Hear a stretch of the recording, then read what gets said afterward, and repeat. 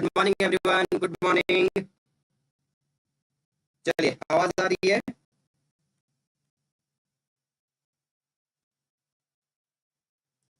चलिए, उमेश, पवन, एकता, अनीसा, कविता, मंटू, बबुआ, अहल्या, रोनिसा, सभी को गुड मॉर्निंग एवरीवन। चलिए, जल्दी से बताएंगे क्या आवाज आ रही है आप लोगों को? Good morning everyone. कैसे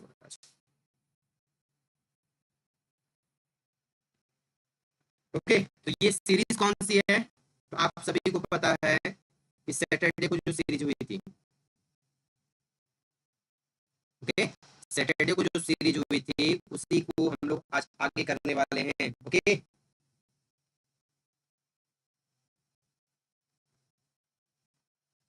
जल्दी से बताएंगे आवाज आ रही हो तो।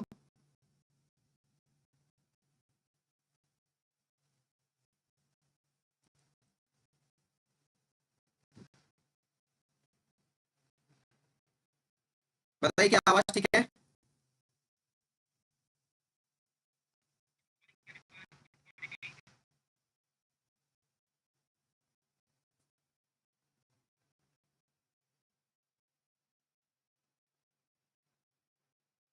चलिए, दिव्या कुमारी, राम राम राम राम।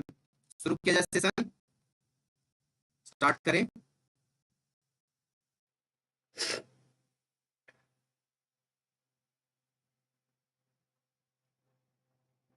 ओके, तो अब बताइए क्या मैं ऑडिबल और विजिबल हूँ?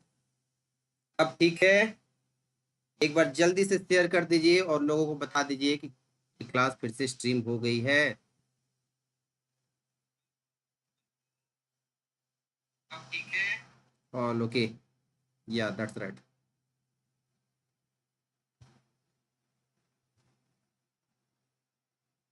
सभी लोग शेयर कर देंगे एक बार जल्दी से, उसके बाद हम लोग अपनी सीरीज को शुरू करते हैं।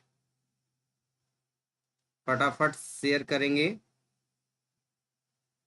देर हुई तो क्या हुई, हमने हार कहाँ मानी है अभी।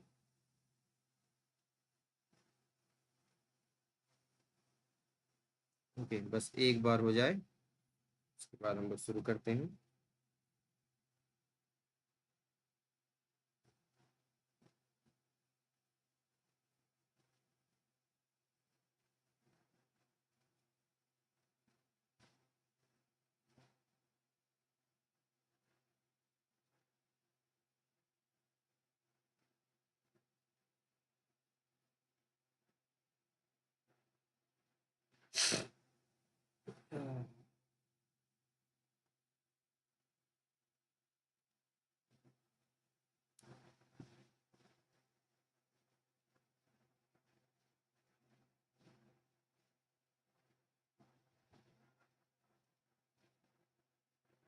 यह चलिए स्टार्ट करते हैं।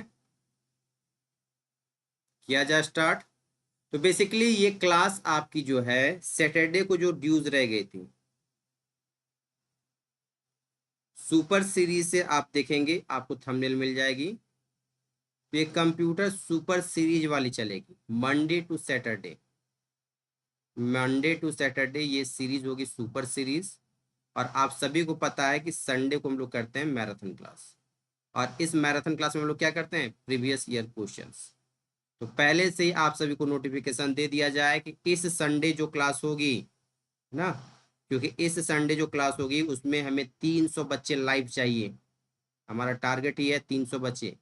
और इस संडे जो आपकी कंप्यूटर की मैराथन होने वाली है उसमें आप सभी को जानकर बहुत खुशी होगी कि जेएसएससी सीजीएल में, ठीक है, जेएसएससी सीजीएल में जितने कंप्यूटर से सवाल पूछे गए हैं उनकी सीरीज होगी।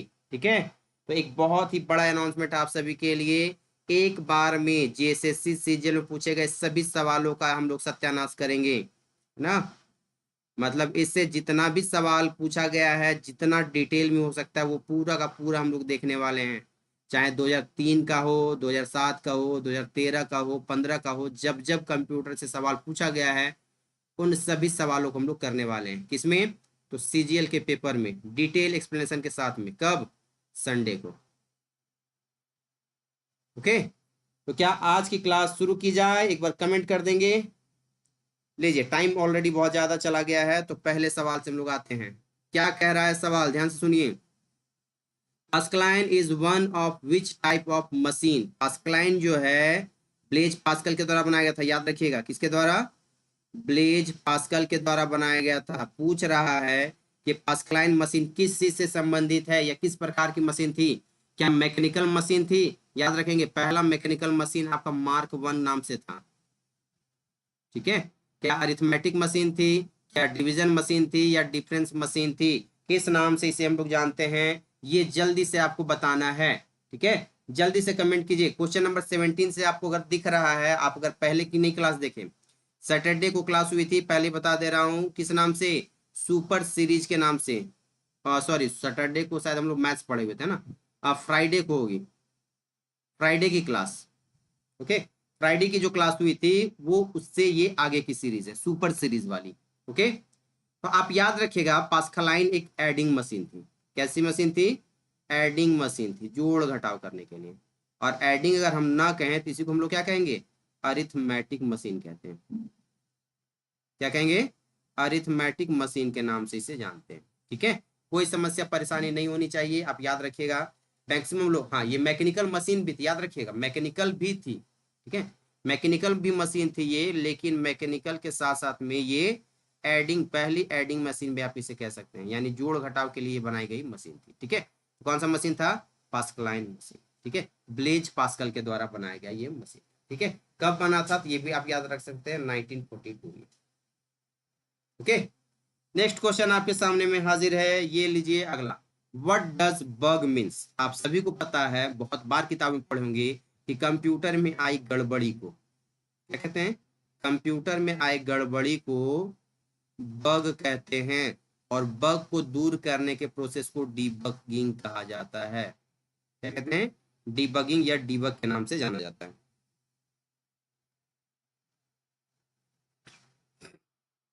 ठीक है, चलिए, डीबगिंग के नाम से जाना जाता है समस्याओं को दूर करना। अब आपसे सवाल यहाँ पे थोड़ा सा लॉजिकल पूछ लिया गया है।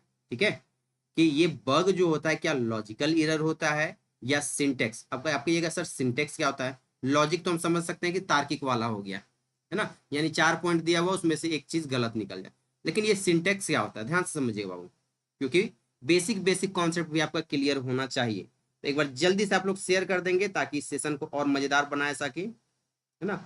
जो लोग शुरू में जुड़े वो निकल चुके हैं, तो उनको फिर से बताइए कि क्लास शुरू हो गई है। ध्यान से समझिएगा बग, और बग से पहले समझिए सिंटेक्स। कंप्यूटर में जब कोई भी प्रोग्रामिंग कोड लिखा जाता है तो उस कोड को सिंटेक्स कहा जाता है।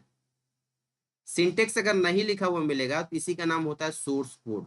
इसी को कहा जाता है सोर्स कोड। सोर्स कोड के ग्रुप को कहा जाता है भैया इन ये, एक मिनट,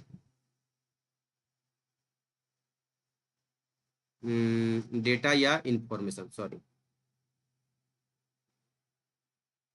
सॉरी सॉरी, इंफॉर्मेशन नहीं, वही दिमाग, इंस्ट्रक्शन। ठीक है, क्या याद रखेगा? कोड हो, सिंटेक्स हो या सोर्स कोड, इनके ग्रुप को या सेट ऑफ कोड कहे, सेट ऑफ सिंटेक्स कहे, या सेट ऑफ या ग्रुप ऑफ सोर्स कोड कहे, इनके समूह को क्या कहा जाता है? इंस्ट्रक्शन कहा जाता है। और सेट ऑफ वैलिड इंस्ट्रक्शन, क्या याद रखेगा? Set of valid instruction is called program. And याद रखेंगे, group of program, group of program is known as software. एक छोटे से कोड से शुरू से हो रहा है, कोड से शुरू हो रहा है, इंस्ट्रक्शन में आ रहा है, इंस्ट्रक्शन को हम प्रोग्राम में बना दिया, प्रोग्राम को हम लोग कहते हैं सॉफ्टवेयर। तो सॉफ्टवेयर बेसिकली क्या है? तो प्रोग्राम का समूह, लिखा हुआ कहीं मिल जाए तो इसमें टिक कर लीजिएगा। ठीक है, तो याद रखेंगे सिंटेक्स मतलब आपको समझ में आ गया ना, यानी छोटा सा कोड। तो आप याद रखिएगा, बग जब भी आएगा ये लॉजिकल बग होता है। अब बहुत से लोग टिक कर रहे होंगे बोथ ए एंड बी। हाँ, लग ही रहा था, लग ही रहा था आप लोग अच्छे से।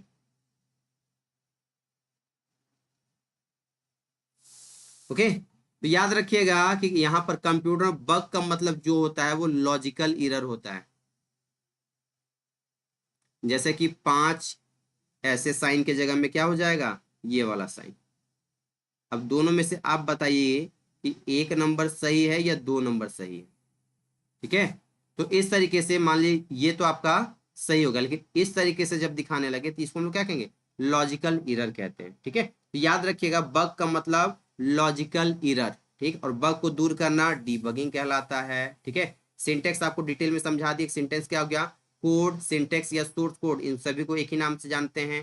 ठीक है, और इनका जब ग्रुप बनाएंगे तो उसे इंस्ट्रक्शन कहा जाता है, और set of instruction is known as program, और ग्रुप ऑफ प्रोग्राम या प्रोग्राम के समूह को क्या कहते हैं हम लोग, सॉफ्टवेयर के नाम से जानते हैं। अगले क्वेश्चन की ओर बढ़ रहे हैं। विच of the new default font use in MS word document. ठीक है, आपसे सीधा पूछ रहा है कि एमएस वर्ड का बाय डिफॉल्ट ब्राउजर क्या है। अगर आपने कल की क्लास देखी हो तो आप, सॉरी, बाय डिफॉल्ट फॉन्ट क्या ना, फॉन्ट। चलिए अब यहाँ पे आ रहे हैं तो इसका हम लोग ये भी देख लेंगे। बाय डिफॉल्ट फॉन्ट नेम कौन सा होता है, इसी को फॉन्ट फेस भी कहा जाता है, याद रखिएगा। फॉन्ट का नाम को ही फॉन्ट फेस भी कहा जाता है। तो आप बेसिकली पूछ रहा है कि जब आप टाइप करना चालू करते हैं, ठीक है, जब आप टाइप करना चालू करते हैं तो टाइप करने के टाइम पर आपका ऑटोमेटिक जो यहाँ पर टाइप होता है उसे किस नाम से जानते हैं, ये आपसे पूछा जा रहा है। ओके, जल्दी से बताएंगे कौन सा होगा। 19 का आ रहा है कैलिबरी, उमेश का, बहुत बढ़िया, रोनिसा का भी आ गया। फटाफट शेयर कीजिएगा। कितने लोग लाइब्रेरी से जुड़े हुए, जल्दी से कमेंट कीजिए तो। लाइब्रेरी से कितने बच्चे जुड़े हुए हैं। ओके, तो सही जवाब हमारा क्या होता है, कैलिबरी। क्या क्या याद रखिएगा, बाय डिफॉल्ट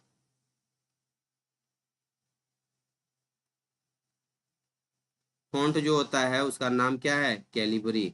आप याद रखिएगा इसे फॉन्ट फेस भी कहा जाता है। ठीक है, अगर बाय डिफॉल्ट साइज की बात करें तो आप याद रखिएगा 11 होता है, ये भी याद रखेंगे। कलर अगर बात करें बाय डिफॉल्ट तो कौन सा कलर होता है, तो आपको पता है ब्लैक। ओके, ये सारी बातें हम लोग ऑलरेडी कर चुके हुए हैं।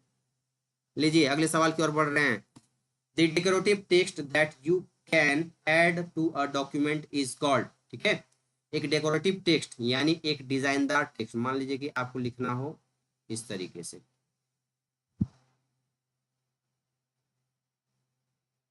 ये आप क्या लिख रहे हैं कि इसको क्या कर रहे हैं, सजा के लिखने का काम कर रहे हैं।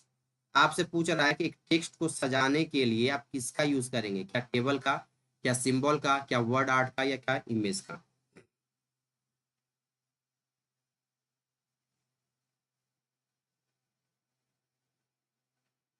अच्छा, आर्यन का घर ही लाइब्रेरी से कम नहीं, क्या बात है।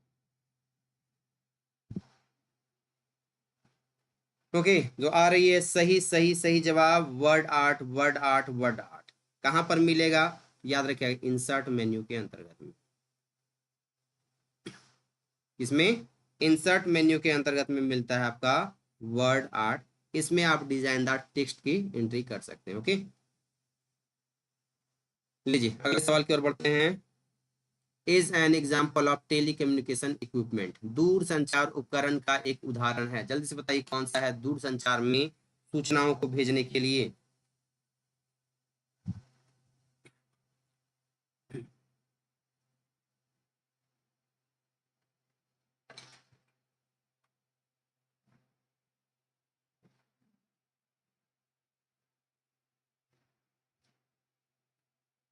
ए आ रहा है, मोडेम मोडेम मोडेम मोडेम।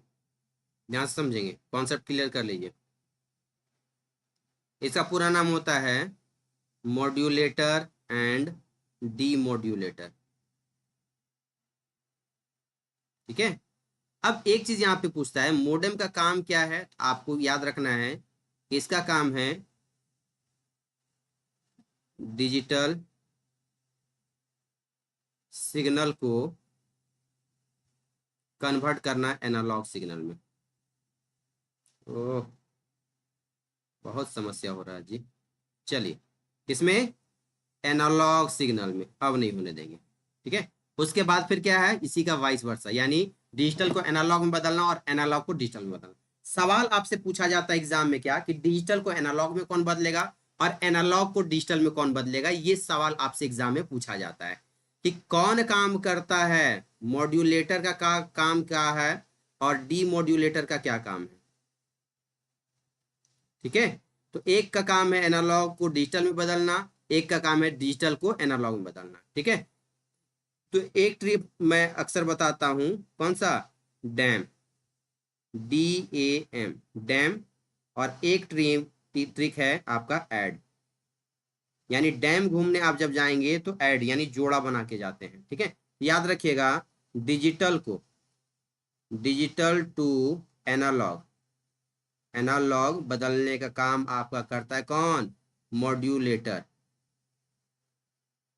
ठीक है, तो इसका हो गया आपका डी, इसका हो गया ए, इसका हो गया एम, हो गया डैम। और जोड़ा बना के जाइएगा तो कैसे जाइएगा, एनालॉग टू डिजिटल, ये कौन कर रहा है हमारा, डी मॉड्यूलेटर। ठीक है, तो बन गया ना ADD, ऐड। ये दो ट्रिक याद रखिएगा आप, एग्जाम में आपको कंफ्यूजन नहीं होगा। ओके, तो मोडेम हमारा क्या है, दूर संचार। प्रिंटर क्या है हमारा, आउटपुट डिवाइस। कीबोर्ड क्या है, इनपुट डिवाइस। स्कैनर क्या है हमारा, इनपुट डिवाइस। ओके, तो सही जवाब हमारा ऑप्शन नंबर ए।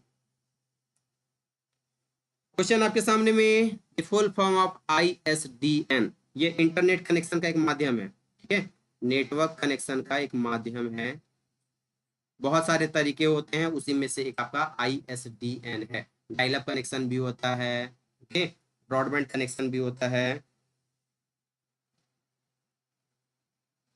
कंप्यूटर पढ़ना है, बिल्कुल आप अभी ऐप में जो लिंक मिल रहा है उस पर क्लिक कीजिए और कोर्स को परचेज कर लीजिए। उसमें कंप्यूटर के साथ साथ बाकी सारी क्लासेस आपको दी जा रही है।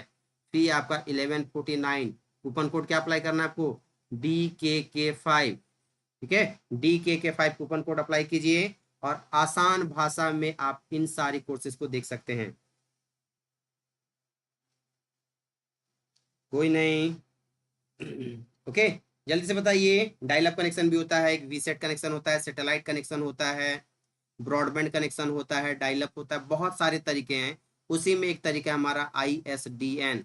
तो बताइए ISDN का फुल फॉर्म क्या होता है, जल्दी से कमेंट करेंगे।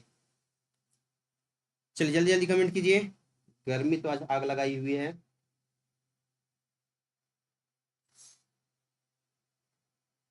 चलिए हिंट दे दे रहे हैं, लास्ट में डिजिटल नेटवर्क होगा। एक हिंट तो ये दे दे रहे हैं आपको, लास्ट में डिजिटल नेटवर्क होगा। किन्हीं का आना चाहिए, चलिए रोनिसा का आ गया है, उमेश का आ गया है, स्नेहा का आ रहा है, पवन का आ रहा है। बाकी लोग कमेंट करेंगे जल्दी से। डिजिटल नेटवर्क होना चाहिए, तो यहाँ पर डेटा नेटवर्क है, नहीं होगा, यहाँ पर नहीं होगा।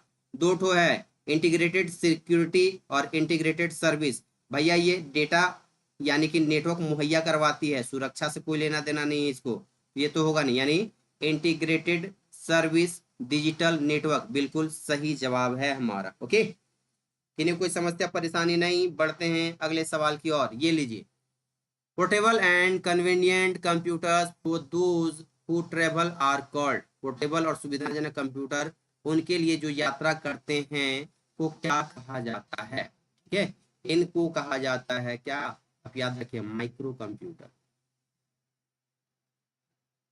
छोटे आकार वाले को कहा जाता है माइक्रो कंप्यूटर, माइक्रो से थोड़ा बड़ा होता है मिनी कंप्यूटर। ठीक है, तो वैसे कंप्यूटर जिनको आप आसानी से कैरी कर सकते हैं, साइज में छोटे होते हैं, माइक्रो कंप्यूटर कहलाते हैं। और माइक्रो कंप्यूटर में आपका कौन कौन आता है, लैपटॉप, टैबलेट, टैब, मोबाइल, ये सारे के सारे इसकी श्रेणी में आते हैं। ठीक है, याद रहेगा, तो हमारा लैपटॉप जो आसानी से हम क्या कर सकते हैं, कैरी कर सकते हैं। ओके, सुपर कंप्यूटर तो बहुत बड़े होते हैं साइज में, मिनी कंप्यूटर भी आपके साइज में बड़े होते हैं। इसलिए याद रखना है option number B, laptop.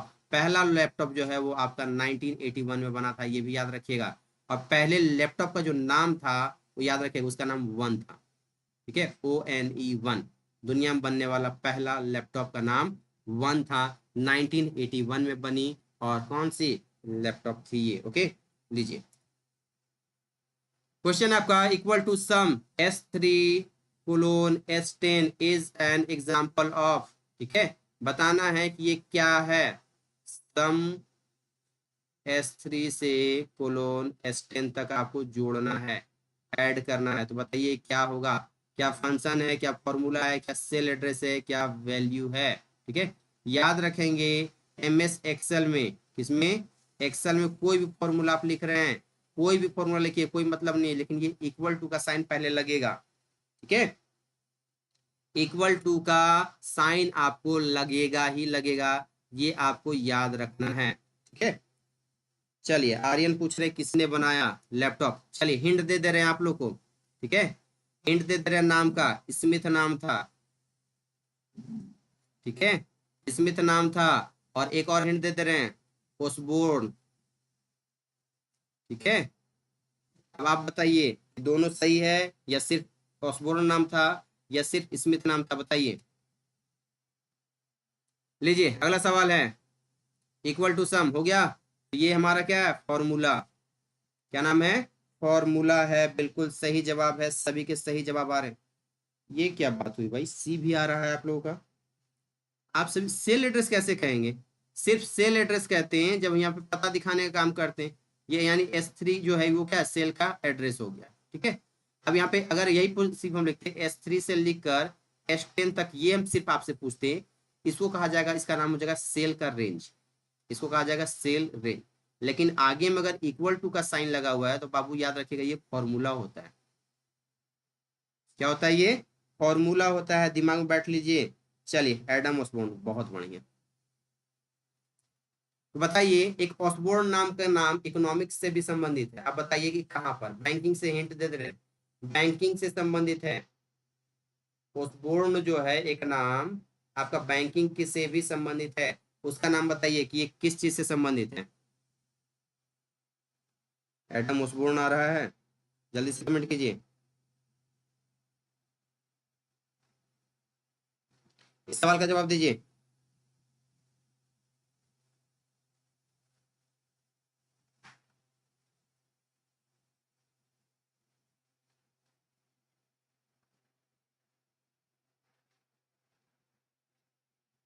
Comment करेंगे जल्दी से।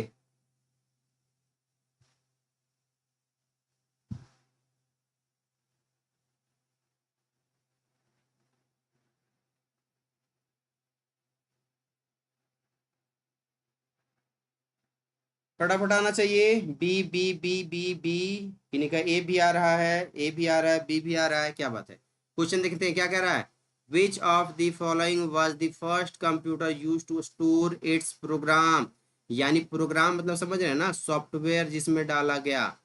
पहला कंप्यूटर बताइए जिसमें प्रोग्राम डाला गया, पहला इलेक्ट्रॉनिक कंप्यूटर पूछे तो ये एबीसी है। ठीक है, फर्स्ट इलेक्ट्रॉनिक कंप्यूटर कहा जाता है इसको, फर्स्ट इलेक्ट्रॉनिक कंप्यूटर है ये।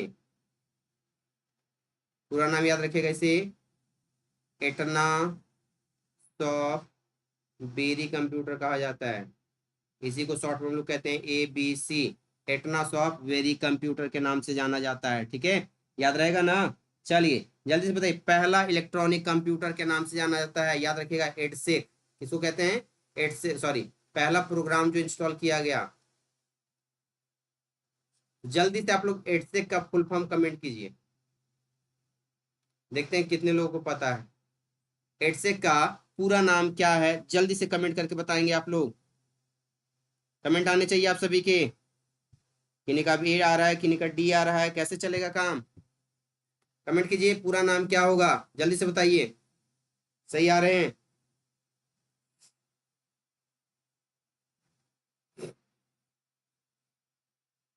चलिए जल्दी से बताइए, लास्ट में तो हो जाएगा आपका, क्योंकि ये प्रोग्राम डाला गया तो ऑटोमेटिक तो कंप्यूटर होगा ही होगा, ऑटोमेटिक कंप्यूटर होगा ही होगा। ठीक है, और ई से क्या हो जाएगा, बिजली से चलेगा यानी इलेक्ट्रॉनिक, और डी से डिले, और पहला प्रोग्राम डाला गया है तो स्टोरेज भी तो होगा।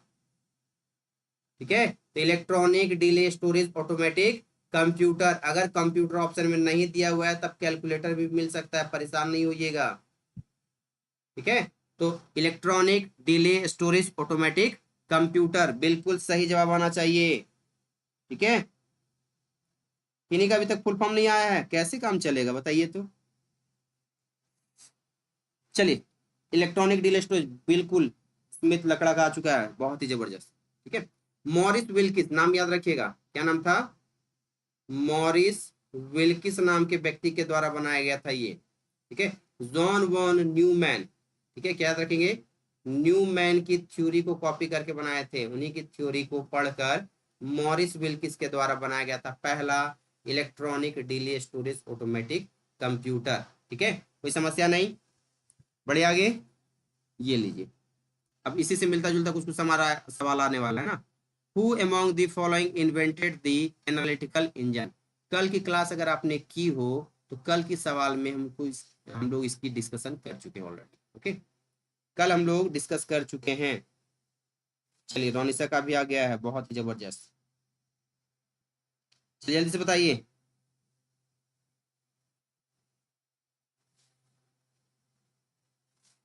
अच्छा, उस एक ये भी तो बता दीजिए, एडवेक का भी फुल फॉर्म बताइए।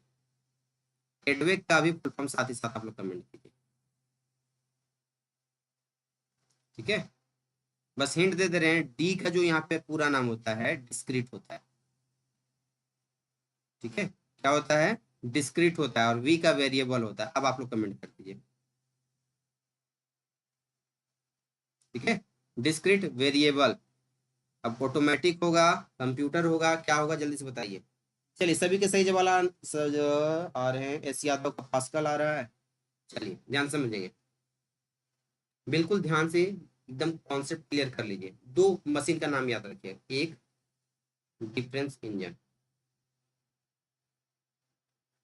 डिफरेंस इंजन, और दूसरा मशीन नाम याद रखिए एनालिटिकल इंजन। ये बनेगा आपका 1822 में, और ये बनेगा आपका 1837 में। ठीक, और एक और याद रखिएगा यहाँ पर, working model of analytical engine. Okay, ये नाम भी याद रखिएगा। इसका एग्जैक्ट डेट अगर पूछे तो 1842 याद रखिएगा। ठीक है, ये दोनों मशीन चार्ल्स बेबेज के द्वारा बनाया गया। किसके द्वारा? Charles Babbage. और वर्किंग मॉडल अगर पूछे तो याद रखिएगा, नाम आप सभी को बता चुके हैं, क्या नाम था? Lady एडागस्टा।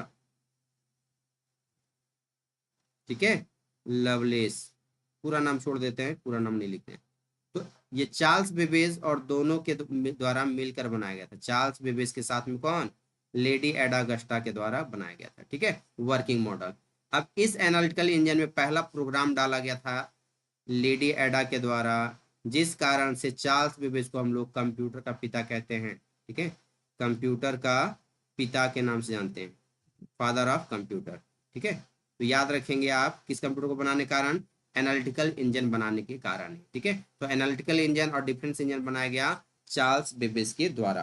Okay, next question, when you cut और copy any information it goes to. ये क्वेश्चन में आप स्टार मार्क करके रख सकते हैं सर, ना? जितना बार मन करे उतना बार आप स्टार मार्क लगा दीजिए, कोई समस्या नहीं होगी। Electronic discrete variable, automatic computer, बिल्कुल स्मिथ। चलिए, दो ही लोगों के जवाब आ ही रहे हैं इससे। इसका मतलब है कि थोड़ा बहुत भी आप सबने कंप्यूटर अभी तक नहीं पढ़ा है, एग्जाम 2 महीना के बाद है ना, कैसे होगा? चलिए, एक जानकारी और दे दूं कि आज 3 बजे ना, आज 3 बजे आप लोग के लिए एक सीरीज आ रही है। बहुत सारा क्वेरीज है आप सभी का कि कास्ट और रेसिडेंशियल जो है सर, वो जेएसएससी में जो मांगी जा रही है वो कब की बनी होनी चाहिए। ओके, तो इन सभी सवालों के जवाब आज मैं आपको दूंगा 3 बजे। ठीक, और रात में 8:30 बजे एक लोग आप लोग के लिए अलग से सीरीज आ रही है। इस सीरीज में हम लोग बात करेंगे कि आप किस पोस्ट के लिए पहले प्रेफरेंस देंगे, यानी कौन सा पोस्ट आपका पहला पसंद होना चाहिए। गर्ल्स के लिए कौन सा पोस्ट सही है, बॉयज के लिए कौन सा ठीक है, ऑफिस वर्क कौन सा है, फील्ड वर्क कौन सा है, उन सभी सवालों के जवाब आज रात 8:30 बजे आपको मिलेगी। और आवासीय जाति से संबंधित यानी सर्टिफिकेट से सभी सवाल के जवाब आपको आज 3 बजे मिलने वाली है। ठीक है, तो आप लोग लाइव जुड़ना ना भूलेंगे आज 3 बजे और रात में 8:30 बजे। ठीक है, क्या आप लोग जुड़ेंगे हमारे साथ लाइव? कमेंट करेंगे अभी। चलिए ध्यान से समझेंगे, किन्हीं का ए आ रहा है, किन्हीं का डी आ रहा है, किन्हीं का बी आ रहा है, ध्यान समझिएगा।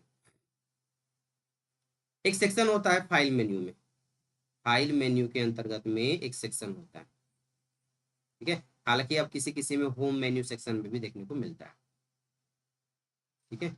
आप होम भी मान के चल सकते हैं। तो आप जब क्या करेंगे, cut and copy, cut copy कोई भी कंटेंट कर रहे हैं तो आपको पेस्ट भी करना पड़ेगा। कट का शॉर्टकट की याद रखिएगा Ctrl+X, कॉपी का याद रखिएगा Ctrl+C, और पेस्ट का हो गया आपका Ctrl+V, ठीक है। तो कट और कॉपी जब तक आप Ctrl+V प्रेस नहीं कर रहे, यानी सेलेक्ट किए Ctrl+C या Ctrl+X कॉपी किए, ठीक है, या कट किए, तो जब तक आप उस चीज को पेस्ट नहीं करते हैं तब तक वो कंटेंट एक स्मॉल मेमोरी, टेम्पोररी मेमोरी कह सकते हैं, जिसे क्लिप आर्ट के नाम से जाना जाता है, ठीक है। इस टेम्पोररी मेमोरी में वो सारे कंटेंट सेफ रहते हैं। कब तक, जब तक कि आप कोई दूसरा कंटेंट कॉपी ना करें, ठीक है। जब दूसरा कॉपी आप कंटेंट, दूसरे कंटेंट को कॉपी कर दीजिएगा, उसके बाद पुराना वाला ऑटोमेटिक डिलीट हो जाएगा, ठीक है। जितनी बार चाहे आप उसको पेस्ट करते रहिए, कोई दिक्कत नहीं होने वाली है, ठीक है। या कंप्यूटर बंद कर दीजिए, तभी वो कंटेंट आपका हटने वाला है, ठीक है। चलिए तो याद रखिएगा, इसे हम लोग कहते हैं क्लिप बोर्ड, ठीक है, सॉरी क्लिप, हाँ सॉरी क्लिप बोर्ड, ओके। यहाँ क्लिप आर्ट नहीं, एक मिनट एक मिनट, सॉरी मिस्टेक, दोनों में कंफ्यूजन होता ही होता है। क्लिप बोर्ड कहा जाता है। क्लिप आर्ट हो गया आपका वो डिजाइन वाला, ये ए को जो हम लोग सजा के दिखने का काम करते हैं वो वाली, वो होती है क्लिप आर्ट, ठीक है। बोर्ड में सेव करके रखते हैं, ठीक है। एक उस क्लिप को क्या करते हैं, बोर्ड में सेव करके रखने का काम करते हैं। तो बोर्ड का नाम क्या है, क्लिप बोर्ड, माय मिस्टेक, थोड़ा सा सुधार कर लीजिएगा। इसे क्लिप बोर्ड कहा जाता है। क्लिप आर्ट हो गया वर्ड आर्ट से संबंधित, ठीक है। चलिए, okay okay okay okay, clip board.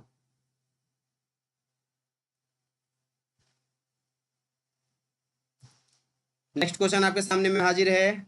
चलिए, इससे पता चलता है कि कुछ लोगों की तैयारी ऑलरेडी है बेहतर, है ना, यानी छोटी मोटी चीजों पर भी वो ध्यान देते हैं, बहुत ही अच्छी बात। चलिए, क्वेश्चन आपके सामने में, निम्नलिखित में से क्या प्रिंटर से संबंधित है, डीवीडी, ये किससे है, ऑप्टिकल डिस्क से संबंधित है। ऑप्टिकल डिस्क में क्या क्या आता है, सीडी, डीवीडी और ब्लू रे, ठीक। सीडी के अंतर्गत में क्या क्या है भाई, आप याद रखिएगा, सीडी रोम आता है, सीडी आर आता है, और सीडी आर डब्ल्यू आता है। आप लोग पहले डीवीडी का फुल फॉर्म कमेंट कीजिए जल्दी से, डीवीडी का पूरा नाम क्या होता है, ये पहले आप लोग कमेंट करेंगे, ठीक है। What is the full form of DVD, okay. तो तीन टाइप पे याद रखिएगा, किसका, सीडी का। सीडी रोम कौन सा हो गया, तो अभी आप देखते होंगे गाना और मूवी का कैसेट, जिसको आप लाते हैं अपने घर में और प्ले करके गाना सुन लिए, मूवी देख लिए, उसमें कोई बदलाव नहीं कर सकते हैं। एक होता है CDR, कॉम्पैक्ट डिस्क रिकॉर्डेबल के नाम से जाना जाता है इसे। इसमें एक बार जानकारी डाली जा सकती है और बार बार देखी जा सकती है, इसलिए इसे वॉर्म के नाम से भी जाना जाता है। Write once read many, write once read many के नाम से भी जाना जाता है।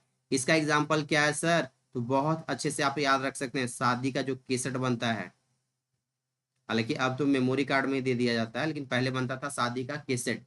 इसमें क्या है, एक बार आपकी केसेट बनी और बार बार, जितने बार आपके घर में रिलेटिव्स आएंगे उतनी बार आप उनको दिखाने का काम करते हैं, तो वो हो गया राइट वंस, यानी डेटा एक बार लिखिए और बार बार देखते रहती रहिए। और CDR क्या हो गया, एक ये हो गया आपका ब्लैंक केसेट, क्या हो गया, ब्लैंक केसेट, जिसमें जितनी बार मन करे डेटा को स्टोर कीजिए, जितनी बार मन करे उतना बार डिलीट कीजिए। हार्ड डिस्क याद रखिएगा, ये मैग्नेटिक डिस्क का एग्जाम्पल है, किसका, मैग्नेटिक डिस्क का एग्जाम्पल है, ठीक है, मैग्नेटिक डिस्क का एग्जाम्पल है। और कीबोर्ड क्या हो गया आपका, ये इनपुट डिवाइस हो गया।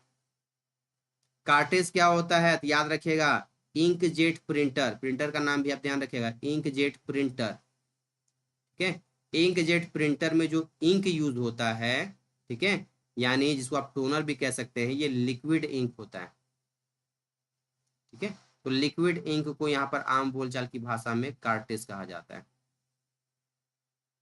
ठीक है, क्या कहते हैं, कार्टेज के नाम से जाना जाता है, ये आपको याद रखना है। ओके, याद रहेगा ये पॉइंट। तो हमारा प्रिंटर से संबंधित कौन सा है, ऑप्शन नंबर बी बिल्कुल सही जवाब है।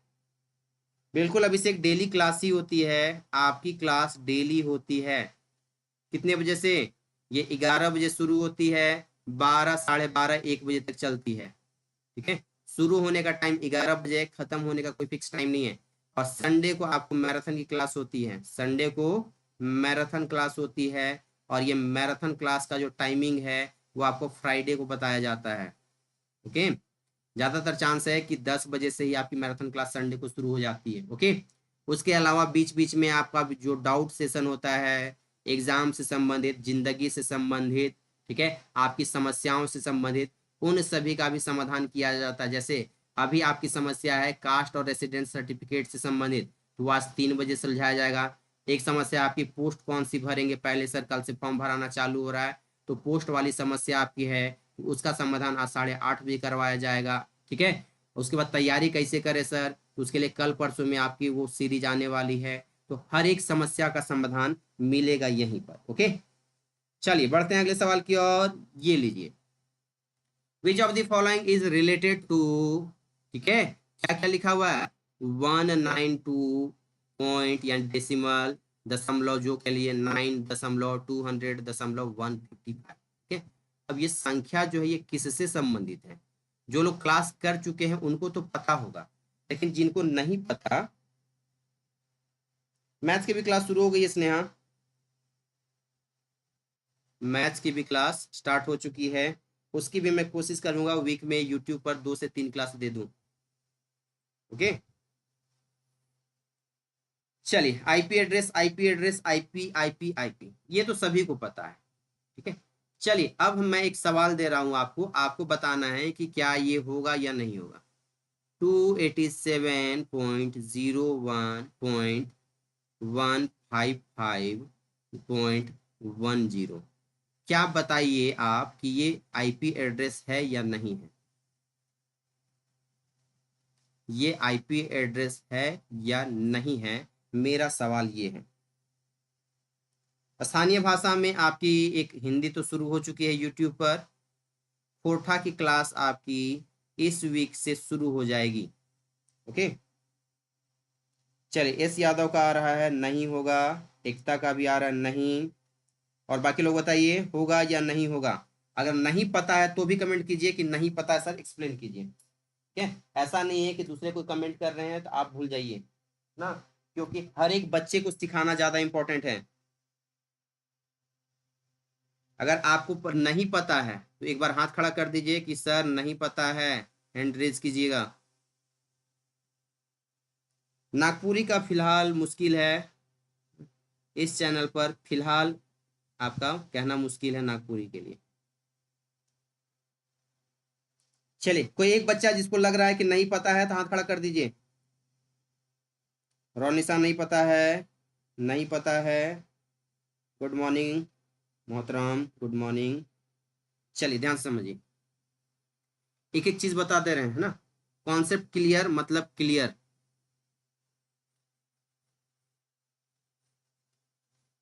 याद रखिएगा, क्या ध्यान रखना है आपको, ए से एफ लेटर नहीं, उमेश, तो आप हेक्साडेसिमल की बात कर रहे हैं। देखिए, आईपी एड्रेस जो है ना, कॉन्सेप्ट क्लियर कर लीजिए, आईपी एड्रेस 2 प्रकार का होता है, एक को कहा जाता है IPv4 और दूसरे को कहा जाता है IPv6। ठीक है, इंटरनेट प्रोटोकॉल वर्जन 4 होता है और ये 6 होता है।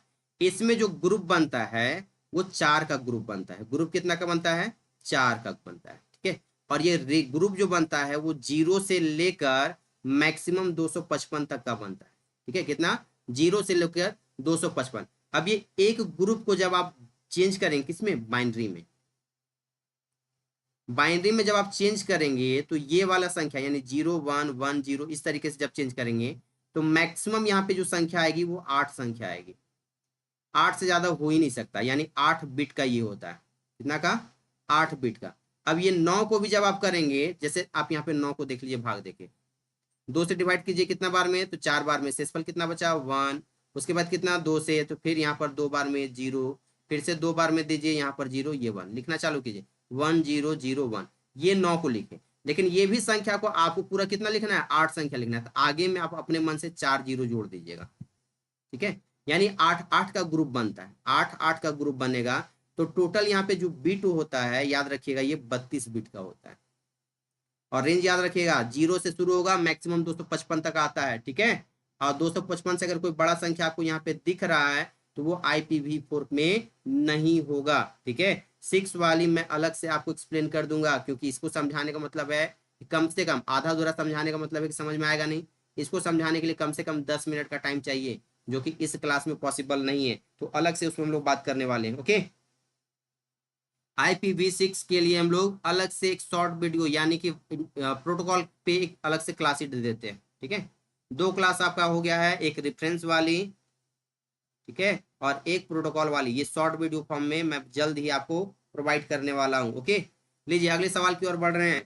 क्या है, why is keyboard use, keyboard का उपयोग क्यों किया जाता है, बताइए जल्दी से, इसका सही जवाब क्या होगा,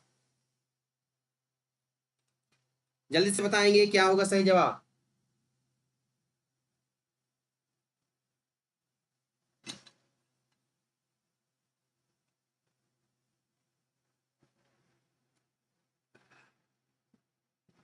ऑप्शन ए कह रहा है to input text and number into a computer and send commands.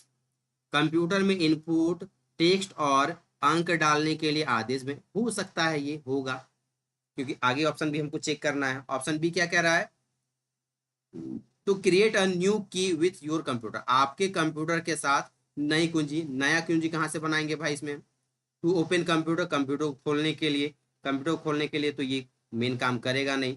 To make a picture and send it to computer, ये फोटो बनाता है कंप्यूटर भेजने का काम करता है। भैया ये ऑटोमेटिक आपको पता है कि CLI इंटरफेस का या फिर कह सकते हैं CUI इंटरफेस का होता है, तो टेक्स्ट और पिक्चर कहाँ से बनाएगा, तो पिक्चर बनाने के लिए माउस का उपयोग किया जाता है, ना कि कीबोर्ड का, ठीक है। तो ऑथेंटिक हमारा जो ऑप्शन है ऑप्शन नंबर ए, इसकी मदद से हम अपने इंस्ट्रक्शन, क्या इंस्ट्रक्शन या डेटा जो भी है वो टेक्स्ट के फॉर्म में एंट्री करने का काम करते हैं। किस फॉर्म में, टेक्स्ट की फॉर्म में, या फिर आप फंक्शन की एंट्री कर सकते हैं, या नेविगेशन करना हो वो कर सकते हैं, ठीक है।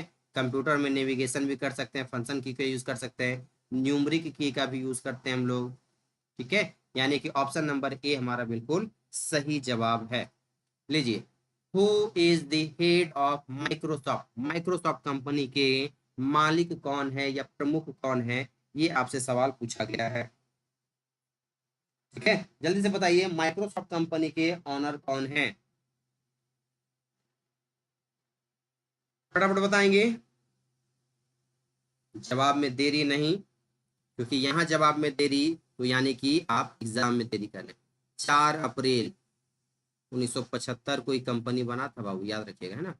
बनाने वाले व्यक्ति का नाम याद रखिएगा, पॉल एलन। पॉल एलन दूसरे व्यक्ति थे, एंड पहले व्यक्ति के नाम में जाने जाते हैं बिल गेट्स, ठीक है। सही बता रहे हैं ना।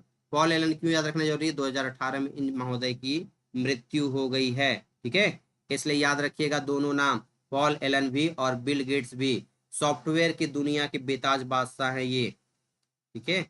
सॉफ्टवेयर की दुनिया में चाहे ऑपरेटिंग सिस्टम बनाना हो या एप्लीकेशन सॉफ्टवेयर बनाना हो, इसके लिए ये लोग जाने जाते हैं। एप्लीकेशन सॉफ्टवेयर में इनका MS ऑफिस पैकेज बहुत ही शानदार है, MS ऑफिस पैकेज जो है बहुत ही शानदार है। और इनका जो ऑपरेटिंग सिस्टम कौन सा, विंडोज, ये भी इनका बहुत ही शानदार है, ठीक है। तो सही जवाब हमारा क्या हो गया, बिल गेट्स, ओके। लीजिए अगले सवाल की ओर बढ़ते हैं। Which term is not related to font, यानी फॉन्ट से संबंधित कौन सा संबंधित नहीं है, ठीक है। कौन कौन होता है, फॉन्ट का लैंग्वेज होता है, यानी उसी को हम लोग कहते हैं फॉन्ट का नेम, ठीक। फॉन्ट का साइज और फॉन्ट का कलर। तो फॉन्ट नेम जो ऑटोमेटिक या बाय डिफॉल्ट होता है उसको कहते हैं कैलिबरी। फॉन्ट का साइज जो ऑटोमेटिक होता है वो होता है 11। कलर होता है ब्लैक, ठीक है। तो ये 3 चीज आपको याद रखना है, फॉन्ट नेम, फॉन्ट का लैंग्वेज, या इसी को हम लोग कहते हैं फॉन्ट का फेस, ओके।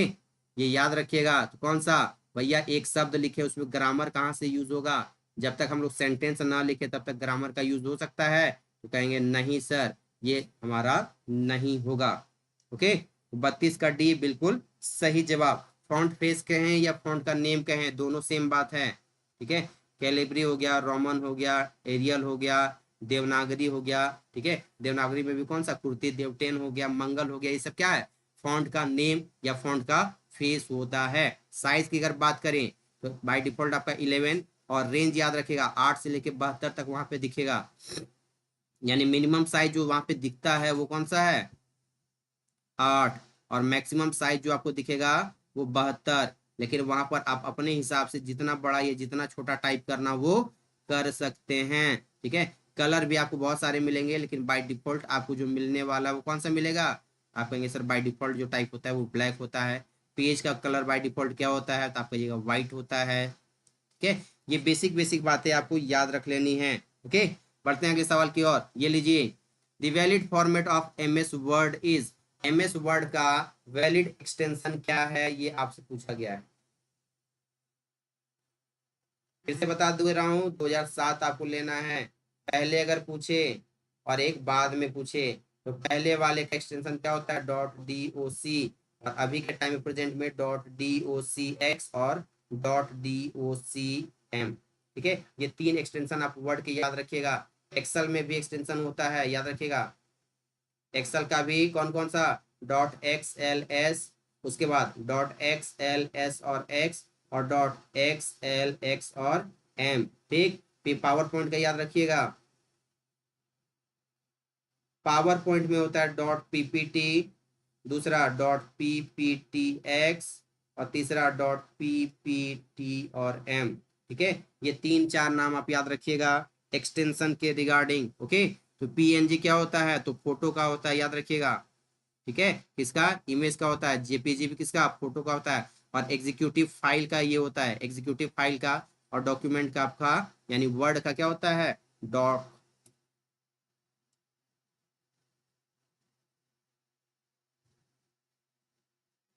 ओके, जल्दी से बताएंगे क्या होगा अगला सवाल।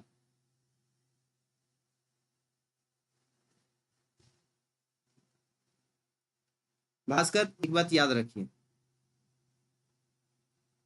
देखिए थोड़ी सी बातें हो जाती है पॉलिटिक्स, एक टीचर होने के नाते ना दिक्कत ये हो जाता है हम लोग के साथ में। अगर मैं बोलूं, इस मुद्दे पे अगर बोलूं, तो हो जाता है कि मैं तो बात करूंगा न्यूट्रल होके। अगर न्यूट्रल होके बात करूंगा तो यहाँ झारखंड के जो हमारे बच्चे हैं वो कहेंगे कि ये मास्टर जो है बाहरी का सपोर्ट करता है। ठीक, और अगर ऑथेंटिक बात करूं तो भी दिक्कत है। ठीक है, इसलिए इस मुद्दे पे बहुत ज्यादा आप देखिएगा टीचर लोग बात नहीं करना चाहते। रीजन क्या है ना, कि ये बातें हो जाती है राजनीतिक, और राजनीतिक बातों से एक शिक्षक जितना दूर रहे उतना बेहतर होता है। ठीक है, लेकिन मैं अगर बात करूं, आप अपने दोस्त के हिसाब से समझिए, तो तैयारी आप कम मत कीजिएगा, पहले बता रहा हूं। क्योंकि जब भी नोटिफिकेशन आया ना, यानी कल से आपका फॉर्म भराना चालू हो रहा है, और यकीन मानिए इस बार एग्जाम होगा, जिस भी कंडीशन में हो एग्जाम होगा आपका। ओके, और एग्जाम जब होगा ना तो आपके पास बहुत गिन के 3 महीना है। और सिर्फ ये सोचते रहिएगा कि मुद्दा है, विवाद चल रहा है, विरोध हो रहा है, एग्जाम नहीं होगा। इस केस में ना सही में आप बस इंतजार करते रह जाइएगा, और जो लोग मन से लगे हुए हैं ना वो लोग इसमें निकल जाएंगे। ठीक है, मुद्दों पर पढ़े, लेकिन इतना मत पढ़िए कि आप अपने एग्जाम के लिए फोकस ना रहे। ठीक है, तो एग्जाम भी फोकस कीजिए, और जो मुद्दा चल रहा है उस पर भी थोड़ा बहुत अपना काम करते हुए रहिएगा। ठीक है, लेकिन अपने काम से आप भटकिए नहीं। ठीक है, क्योंकि आप अपने काम पर अगर फोकस करेंगे तो यकीन मानिए आप कभी भूखे नहीं मरने वाले। ओके,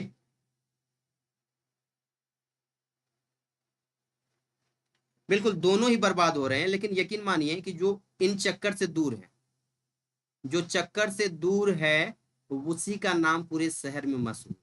ठीक है, अगर आपको फेमस होना है तो इन चक्करों से दूर रहिए, अपने फोकस रहिए एग्जाम को लेके। ठीक है, तो आपको ज्यादा समस्या नहीं होने वाली। ठीक है, चलिए सवाल पर आते हैं। इन मुद्दों पर भी कभी बात की जाएगी आराम से। ठीक है, which of the following option is use to change the page size and margin. ठीक है, निम्नलिखित में से आप पेज का साइज यानी A3 रखना हो, A4 रखना हो, बुकलेट के फॉर्म में रखना हो, ठीक है, ये सारा हो गया। या साइड में आपको देना हो margin, right margin, left margin, top margin, gutter margin, जो भी जगह छोड़ना हो उन सभी के लिए, ठीक है, उन सभी के लिए आप किसका यूज करेंगे, ये आपसे सवाल पूछा गया है। ठीक है,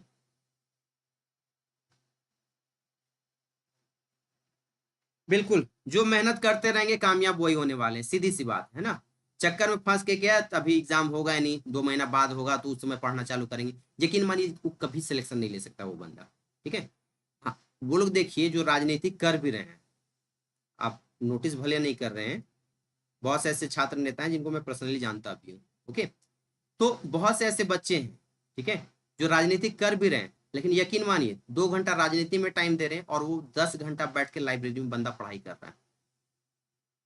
ठीक है, तो यानी वो आपका, आपके लिए लड़ भी रहा है और अपना वो पढ़ाई भी कर रहा है, ताकि अगर एग्जाम हो भी जाए तो अपने आप को तैयार रखें। तो आप चक्कर में मत फंसिए ज्यादा, आप अगर कर भी रहे हैं तो आप अपने एग्जाम को भी फोकस करके चलिएगा, ज्यादा बेहतर होगा। ओके, चलिए ट्राई करना भी ये बेहतर है। बिल्कुल, सिलेबस बहुत बड़ा है, ये जितना सिलेबस है इसके लिए आपका 6-7 महीना भी टाइम कम पड़ जाएगा ना। और इस चीज को अभी आपको 3 महीना में पूरा करना है, यानी कि आप जितना मेहनत कर रहे हैं उससे 3 गुना ज्यादा मेहनत करना है। ठीक है, क्यों, आप 6 महीना कर, आप कहेंगे सर 6 महीना है और 3 महीना में तो 2 गुना ही मेहनत हुआ ना। भैया 2 गुना हर कोई कर रहा है, आप कुछ एक्स्ट्रा करेंगे तब तो आपका सिलेक्शन होगा ना, इसलिए आपको मेहनत 3 गुना करना है, समझ रहे हैं ना। छोटा क्लास भी बहुत जल्दी शुरू हो रहा है। मौली कुमारी, बहुत जल्द आपको क्लासेस मिलने वाली। याद रखिएगा ये सारा का सारा सेक्शन जो है ना, कौन कौन सा, मार्जिन, ठीक है, paragraph setting, watermark,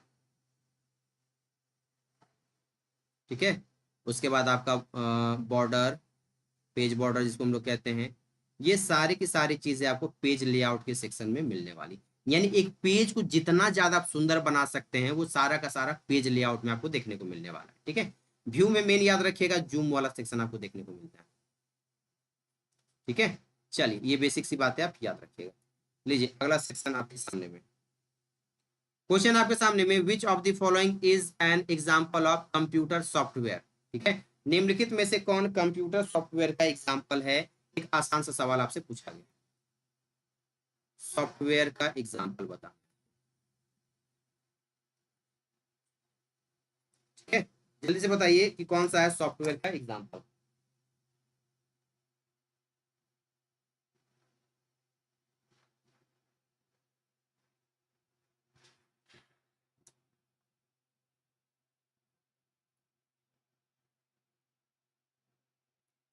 laser printer की बात करें, ध्यान समझिए, लेजर प्रिंटर हमारा क्या, हार्डवेयर, हार्डवेयर में कैसा, आउटपुट डिवाइस, कैसा है, आउटपुट डिवाइस है। ओके, उसके बाद जॉयस्टिक इनपुट डिवाइस है, इनपुट डिवाइस भी कैसा, गेम खेलने में यूज होने वाला, इसे पॉइंटिंग इनपुट डिवाइस कहा जाता है, याद रखिएगा, पॉइंटिंग इनपुट डिवाइस कहा जाता है, ये पॉइंट आपको ध्यान में रखना है। माई एसक्यूएल क्या है, ये एप्लीकेशन सॉफ्टवेयर है, ऐप है, और कैसा ऐप है, याद रखेंगे, ये डीबीएमएस सॉफ्टवेयर है, डीबीएमएस सॉफ्टवेयर है। पूरा नाम जल्दी से आप लोग कमेंट कीजिए, डीबीएमएस का, डीबीएमएस का फुल फॉर्म आप लोग कमेंट करेंगे क्या है ये। ठीक है, जल्दी से और देखेंगे कौन कौन सा, याद रखिएगा, माई एसक्यूएल हो गया, एसक्यूएल सर्वर हो गया, ओरेकल हो गया, डीबी मारिया हो गया, मोंगो डीबी हो गया, आईएमडीबी हो गया, आईएमडीबी, ठीक है, उसके अलावा एमएस एक्सेस हो गया, एमएस एक्सेस, ये सब के सब क्या है, डीबीएमएस सॉफ्टवेयर है। ओके, डेटाबेस मैनेजमेंट सिस्टम बहुत ही बढ़िया, एस यादव, उमेश, खुशबू, स्मिथ, मौली, सभी के सही जवाब आ चुके हैं, मोहतराम का भी आ चुका है, बहुत ही जबरदस्त। तो माई एसक्यूएल हमारा क्या है, एप्लीकेशन, यहाँ पर वो जितना लिस्ट ये दिए हुए हैं ना, ये नाम आप याद रख लीजिएगा, इससे बाहर आपको डीबी में सॉफ्टवेयर से नहीं पूछा जाएगा। ठीक है, तो स्टार मार्क करके इसको स्क्रीनशॉट लेके रख लीजिएगा। ओके, इतना में से ही आपके एग्जाम में पूछा जाएगा, निम्न में से ज्यादातर कंफ्यूज किया जाता है आपका ओरेकल, लोगों को लगता है कि ओरेकल जो है ये प्रोग्रामिंग लैंग्वेज है, नाम से लगता है कि प्रोग्रामिंग लैंग्वेज होगा, लेकिन ओरेकल आपका क्या DBMS सॉफ्टवेयर है। ओके, तो ये कंफ्यूज नहीं करना है, एग्जाम में ध्यान रखिएगा। लीजिए अगला सवाल है, what is the full form of DTP? जल्दी से आप लोग नौकरी लीजिए। ओके, नौकरी लेने के बाद आपका क्या होगा, सुंदर सुंदर कन्या और जो महिलाएं हैं उनको सुंदर सुंदर दूल्हा मिलने वाला है। और जब ये आपको मिलेगा तो उसके लिए एक डेट फिक्स किया जाएगा। ठीक है, डेट जब फिक्स किया जाएगा तो आपका क्या छपेगा, कार्ड छपेगा। तो कार्ड का डिजाइन वगैरह जो है ज्यादातर किसमें बनाया जाता है, इसी DTP सॉफ्टवेयर में बनाया जाता है। ठीक है, ज्यादातर कार्ड किसमें बनता है, DTP सॉफ्टवेयर में ही बनता है। ठीक है, यानी टेक्स्ट को डिजाइनदार बनाना हो, टेक्स्ट को डिजाइनदार लिख के तैयार करना हो तो यहाँ पर DTP का यूज किया जाता है। फुल फॉर्म बताइए क्या है, लास्ट में बता दे रहे, पब्लिशिंग होगा। लास्ट में क्या होगा, पब्लिशिंग होगा। ओके, चलिए, तो पब्लिशिंग पब्लिशिंग सभी के सही जवाब आ रहे हैं, बिल्कुल सही जवाब डेस्कटॉप पब्लिशिंग। ठीक है, कौन सा है, डेस्कटॉप पब्लिशिंग हमारा बिल्कुल सही जवाब है। ओके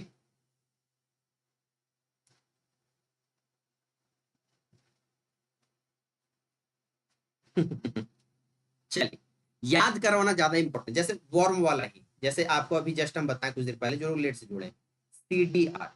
अब ऐसे हम बता देंगे कि इसमें एक बार जानकारी लिखी जाती है, बार बार पढ़ी जाती है, तो हो सकता है अब इसी का दूसरा नाम क्या है, वॉर्म नाम होता है।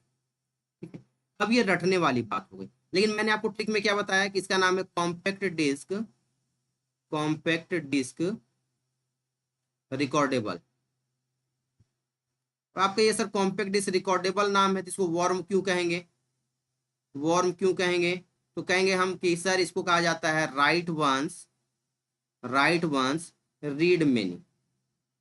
आप कहिएगा सर ये कैसे मान ले कि ये राइट वंस रीड मेनी होगा, तो यहाँ फिर मैं एग्जांपल देता हूँ कि भैया कार्ड छप गया, डेट फिक्स हो गया, शादी हो रहा है।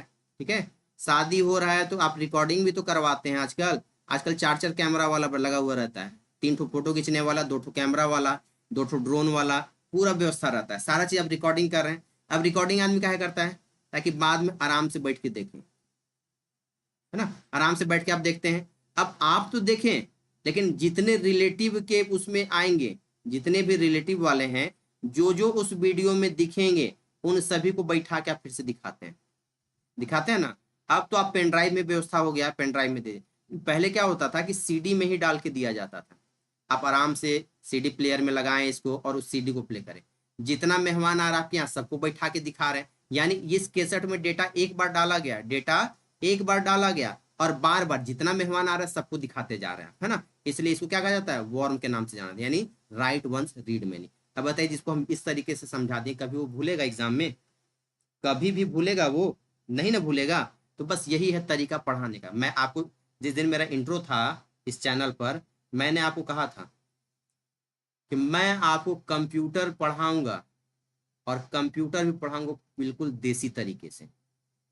ठीक है, चीजों को रिलेट कर दूंगा बिल्कुल देसी तरीके से। जैसे एक और एग्जांपल समझिए, है ना, जब बात हो रही है तो उसी में एक शब्द आपको आगे पढ़ना है जिसका नाम है रिपीटर। ठीक है, ये आपका नेटवर्क कनेक्टिंग डिवाइस है, नाम क्या है, रिपीटर। यानी घर में जब नेट आप पहुंचाते हैं तो उसके लिए यूज किया जाता है रिपीटर। अब इसको कंप्यूटर टर्म में बताऊं तो लोग फंस जाएंगे, लेकिन आप में से चलिए बताइए कितने लोग हैं ऐसे जो धान की खेती किए हुए, धान की खेती किए हुए। मैक्सिमम लोग मेरे झारखंड में धान की खेती किए हुए हैं। अब 2-4 लोग होंगे जो कि कहेंगे कि सर हम कभी किए ही नहीं, है ना, किए नहीं, लेकिन धान की खेत आप जरूर देखे होंगे। ठीक है,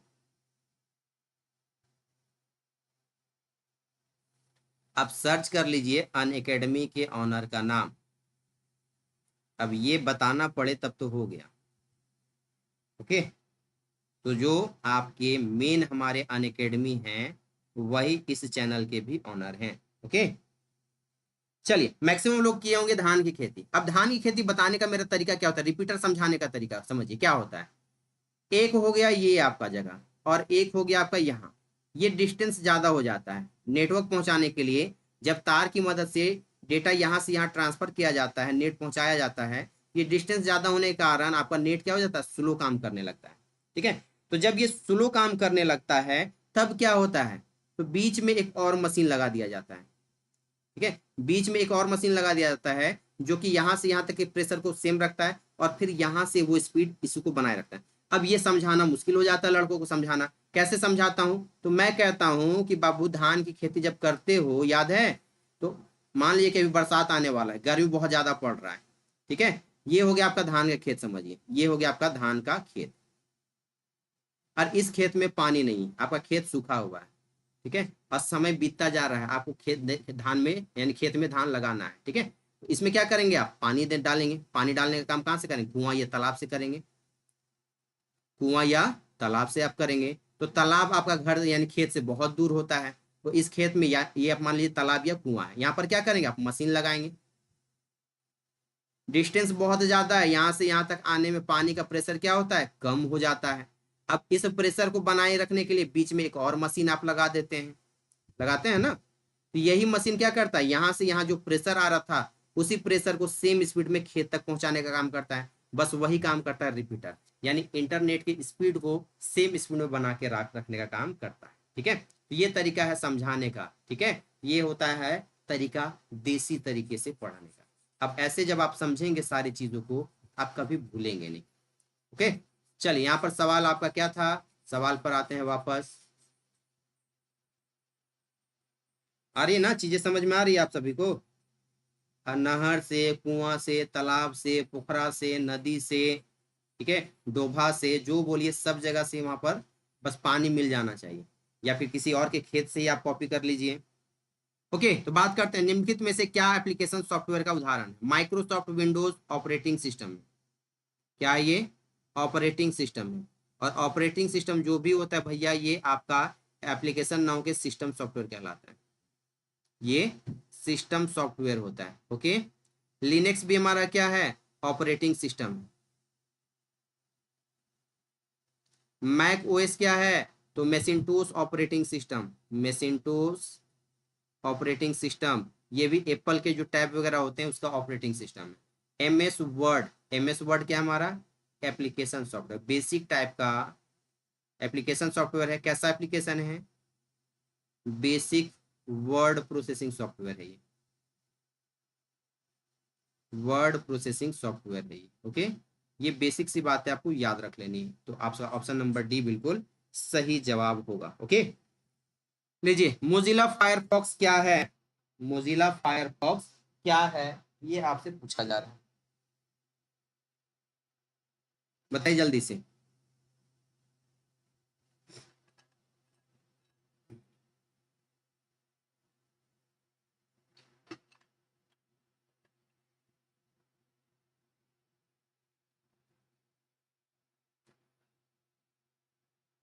बहुत ज्यादा पसीना चल रहा है, गर्मी भी बहुत है, इसलिए पानी भी पीते रहिए और पसीना भी पूछते रहिए। ओके, चलिए, अब आप लोग कहेंगे सर एसी का है नहीं है, भैया एसी अभी नहीं लगा हुआ है। ओके, क्लासेस में अपने रूम से ही ले रहा हूँ।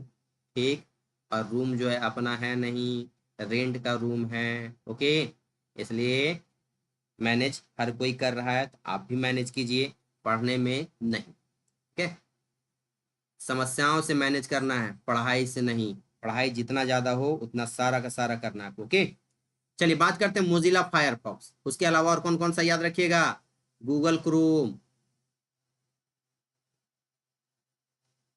ठीक है, माइक्रोसॉफ्ट एज, एप्पल का सफारी, ठीक, यूसी ब्राउजर, ठीक है, ओपेरा, उसके अलावा कौन सा हो गया, मोजिला फायरफॉक्स। ठीक है, ये सब क्या है, याद रखिएगा, ये सभी के सभी जो हैं ये आपके वेब ब्राउजर।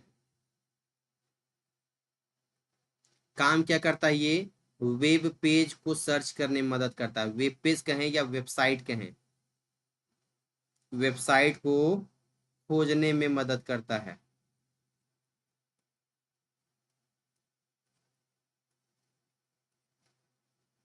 ठीक है, कोई दिक्कत, चलिए।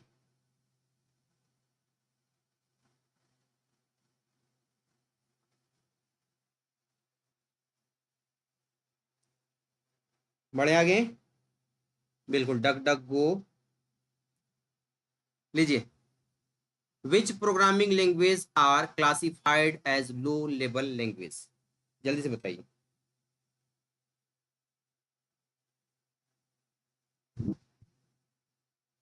जल्दी से बताएंगे, जल्दी से बताएंगे। स्मिथ, मैं हूं आपके शहर रांची में, ओके, और आप सभी के एक छोटे से डिस्ट्रिक्ट, क्षेत्रफल के हिसाब से सबसे छोटा डिस्ट्रिक्ट बताइए कौन सा है। झारखंड का सबसे छोटा जिला क्षेत्रफल के हिसाब से, ओके, आप सभी को पता है आपका झारखंड का सबसे छोटा जिला क्षेत्रफल में, बस वहीं से हूं। और ये क्लास जो आपकी ऑपरेट हो रही है, जितने भी आपके क्लासेस यहाँ पे मैनेज कंट्रोल की जाती है, वो सारी की सारी चीजें बेंगलोर से की जाती है, ओके। क्लासेस भले आपकी यहाँ से चल रही हो, लेकिन सारा चीज कंट्रोल और मैनेज आपका बेंगलोर से होता है, ओके।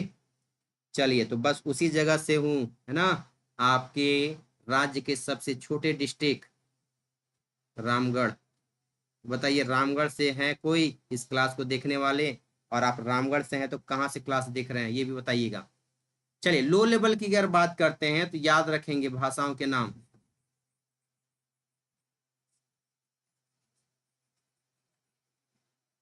ठीक है, क्या याद रखिएगा? चलिए, बरखा प्रसाद हैं रामगढ़ से, बहुत बढ़िया, ओके। बात करें अगर लो लेवल लैंग्वेज, कुछ बेसिक बातें यहाँ पर, आसान सा जवाब तो कोई भी दे सकता है।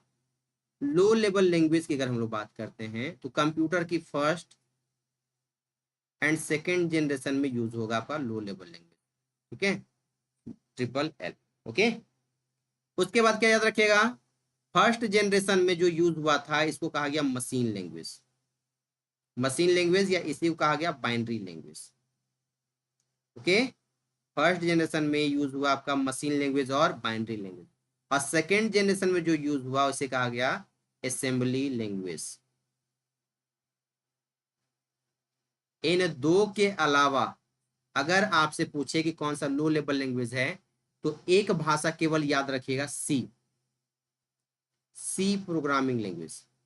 लेकिन सी में आपको थोड़ा सा एग्जाम में फंसाएगा, फंसाने की बात की जाएगी, आपसे सवाल पूछा जाएगा कौन सा प्रोग्रामिंग लैंग्वेज है जो लो लेवल के साथ साथ हाई लेवल के रूप में भी यूज किया गया, तब आपका जवाब होगा सी प्रोग्रामिंग लैंग्वेज, ओके। तो याद रखेंगे असेंबली लैंग्वेज जो है ये हमारा सेकेंड जनरेशन में यूज होने वाला लो लेवल लैंग्वेज है, और असेंबली लैंग्वेज को मशीन लैंग्वेज में बदलने के लिए एक ट्रांसलेटर का यूज किया गया जिसका नाम असेंबलर था, और ये लिंक करते हुए जा रहा था, इसलिए इसे लिंकर भी कहा गया, है ना। यानी असेंबलर और लिंकर, लिंकर जो है ये असेंबली लैंग्वेज को मशीन लैंग्वेज में बदलने का काम करता है। बाकी BASIC, COBOL, Fortran, Prolog, expert system, knowledge base system, ये सभी के सभी थर्ड जनरेशन की भाषा है, यानी हाई लेवल लैंग्वेज की है, इसकी है हाई लेवल है ये सब, ओके। तो यहाँ पर असेंबली हमारा बिल्कुल सही जवाब होगा, ओके। चलिए अगले सवाल की ओर बढ़ते हैं। The device which can feed data into computer and accept data from the computer is called, वह डिवाइस जो कंप्यूटर में डेटा फीड और एक कंप्यूटर से डेटा स्वीकार कर सकता है, यानी सीधी आम भाषा में समझिए, एक वह डिवाइस जो कंप्यूटर में जानकारी डाले और कंप्यूटर से फिर जानकारी निकालने का। तो कंप्यूटर में डेटा या इंस्ट्रक्शन, क्या चीज, डेटा या इंस्ट्रक्शन जब डालना हो, इसके लिए आपको चाहिए इनपुट डिवाइस, क्या चाहिए, इनपुट डिवाइस, ओके। और ये काम यहाँ पर आप कंप्यूटर में डाल दिए, कंप्यूटर यानी सीपीयू के पास भेज दिए, और यहाँ से जब आप प्राप्त करते हैं तो आप कहाँ प्राप्त करते हैं, आउटपुट डिवाइस में, ठीक है। तो डेटा अगर डालना हो, और इस आउटपुट को क्या कहते हैं, इंफॉर्मेशन, क्या कहा जाता है, इंफॉर्मेशन कहा जाता है। तो डेटा, इंस्ट्रक्शन, इंफॉर्मेशन, ये सारा देने काम कर रहा है कौन, हमारा इनपुट और आउटपुट डिवाइस। कौन दे रहा है, इनपुट और आउटपुट डिवाइस देने का काम कर रहा है, ओके। चलिए बढ़ते हैं अगले सवाल की ओर। What is the full form of EDVAC, चलिए हिंट दे रहे हैं, डिस्क्रीट वेरिएबल एक हिंट है आपका डिस्क्रीट और एक है वेरिएबल, डिस्क्रीट और वेरिएबल।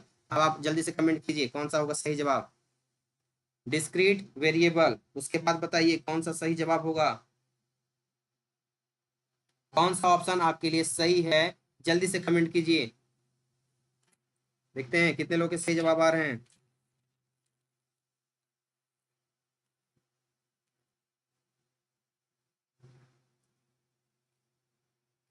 फटाफट, 42 का बी आ रहा है, electronic discrete variable computer automatic. क्या बात है, ठीक है। ध्यान दीजिएगा, दोनों अगर दिखे ना, कैलकुलेटर भी दिखे और कंप्यूटर भी दिखे, तब आप कंप्यूटर में जाइएगा, है ना, इसमें कंप्यूटर में जाना है। Electronic discrete variable automatic computer के नाम से जाना जाता है। क्वेश्चन नंबर है आपका 41। अच्छा 42 का जवाब कहाँ, वही हम सोच रहे हैं 41 में ही है अभी हम ना, ठीक है। तो सही जवाब का क्या हो गया, electronic discrete variable automatic computer. John von Neumann के द्वारा बनाया गया था, याद रखिएगा, बनाने वाले व्यक्ति का नाम जॉन वॉन न्यूमैन के द्वारा बनाया गया था, ये भी आपको याद रख लेना। ओके, चलिए सभी के जवाब आ गए हैं, B B B B B B, बहुत बढ़िया, बहुत ही बढ़िया। एक इंपॉर्टेंट पॉइंट जो आपको याद रख लेना है, जो एग्जाम में आपको ध्यान रखना है, ठीक है। क्या याद रखना है, ये एडवेब वही मशीन था जिसमें पहली बार बाइनरी लैंग्वेज यूज किया गया, यानी बाइनरी कोड कह सकते हैं, या कह सकते हैं कि मशीन लैंग्वेज पहली बार यूज किया गया, ठीक है। तो यहाँ पर इंस्ट्रक्शन के रूप में बाइनरी कोड का पहली बार यूज किसी मशीन में किया गया था, स्टार मार्क के रख लेंगे, है ना। एडवे के कंप्यूटर में पहली बार बाइनरी कोड का यूज किया गया था, ठीक है। ये पॉइंट आपके एग्जाम के लिए बहुत ही इंपॉर्टेंट हो जाता है। बढ़ते हैं अगले सवाल की ओर, ये लीजिए, यूनिवेक का पूरा नाम क्या है, ठीक है। यूनिवेक का पूरा नाम क्या है, ये आपको बताना है, जल्दी से बताइए कौन सा होगा सही जवाब, ठीक है। क्या याद रखिएगा, कॉमर्शियल यूज के लिए पहली बार आया था ये, कॉमर्शियल यूज यानी व्यवसायिक उपयोग के लिए, कॉमर्शियल यूज के लिए बना पहला कंप्यूटर था ये बाबू, याद रखिएगा, ठीक है। किस लिए बना था, कॉमर्शियल यूज के लिए बनाया गया था, ये भी आपको याद रखना है। बनाने वाले व्यक्ति एकर्ट और दूसरा मोस्ले, ठीक है। एकर्ट और मोस्ले नाम के व्यक्ति के द्वारा ये बनाया गया था, ये भी आपको याद रखना है, ठीक है। पूरा नाम जल्दी से कमेंट कीजिए, क्या हो रहा है, डी आ रहा है, किन्हीं का गलत जवाब तो नहीं आ रहा है ना, किन्हीं का आ रहा है, जैसे बरखा का दिख रहा है बी, रवि का दिख रहा है बी। ओके ओके, चलिए तो याद रखिएगा, इसे कहा गया ऑटोमेटिक कंप्यूटर। क्या कहा गया, ऑटोमेटिक कंप्यूटर, UNIV, UNIV, ये चार शब्द मिलकर बना दिया यूनिवर्सल, ठीक है। UNIV यहाँ तक लिया गया यूनिवर्सल, ए से हो गया ऑटोमेटिक और सी से हो गया आपका कंप्यूटर। ओके, बढ़िए आगे, एकर्ट एंड मोस्ली, बहुत ही बढ़िया। इनिएक का पूरा नाम बताइए भाई, ठीक है। इससे संबंधित आपके ये जितने भी कंप्यूटर देख रहे हैं ना आप, ये फर्स्ट जनरेशन के कंप्यूटर हैं, पहली पीढ़ी के कंप्यूटर। एक और आपका पेंडिंग रह गया, आप लोग याद करवाते नहीं है इसलिए हम भूल भी जाते हैं। आप लोग कमेंट कर दीजिएगा, एक रेफरेंस वाला वीडियो डालना है सर, एक एक आईपी एड्रेस का वीडियो डालना है सर, उसके अलावा कंप्यूटर जनरेशन का फिलहाल 3 टॉपिक आपका पेंडिंग है।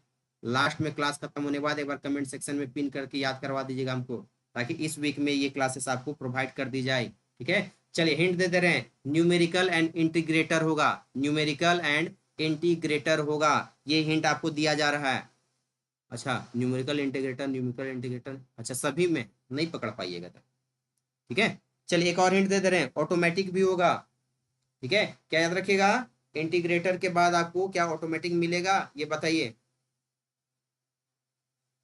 कहीं पे आपको दिख रहा है, इंटीग्रेटर होगा, ऑटोमेटिक नहीं, एक की जगह में क्या होगा, एंड होगा। चलिए हिंट दे दे रहे हैं, ठीक है। इंटीग्रेटर के बाद आपको देखने को मिलेगा एंड, ओके। कमेंट की जल्दी से, इलेक्ट्रॉनिक न्यूमेरिकल इंटीग्रेटर एंड क्या होगा, कैलकुलेटर या कंप्यूटर, बताइए जल्दी से। ऑटोमेटिक नहीं था ये, है ना, याद रखिएगा, electronic numerical integrator and computer या कैलकुलेटर, इसमें फंसाते हैं आप लोगों को, ठीक है। बहुत ज्यादा पसीना यूज हो रहा है, चलिए जल्दी बताइए, कंप्यूटर या कैलकुलेटर। याद रखिएगा, इसमें वैक्यूम ट्यूब का यूज किया गया था, और वैक्यूम ट्यूब कितने 18,000 वैक्यूम ट्यूब का यूज किया गया था।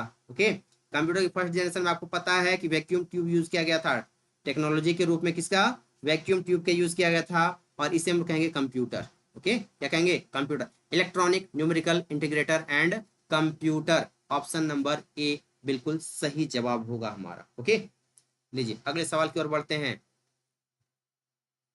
Which electronic component was used in third generation computer?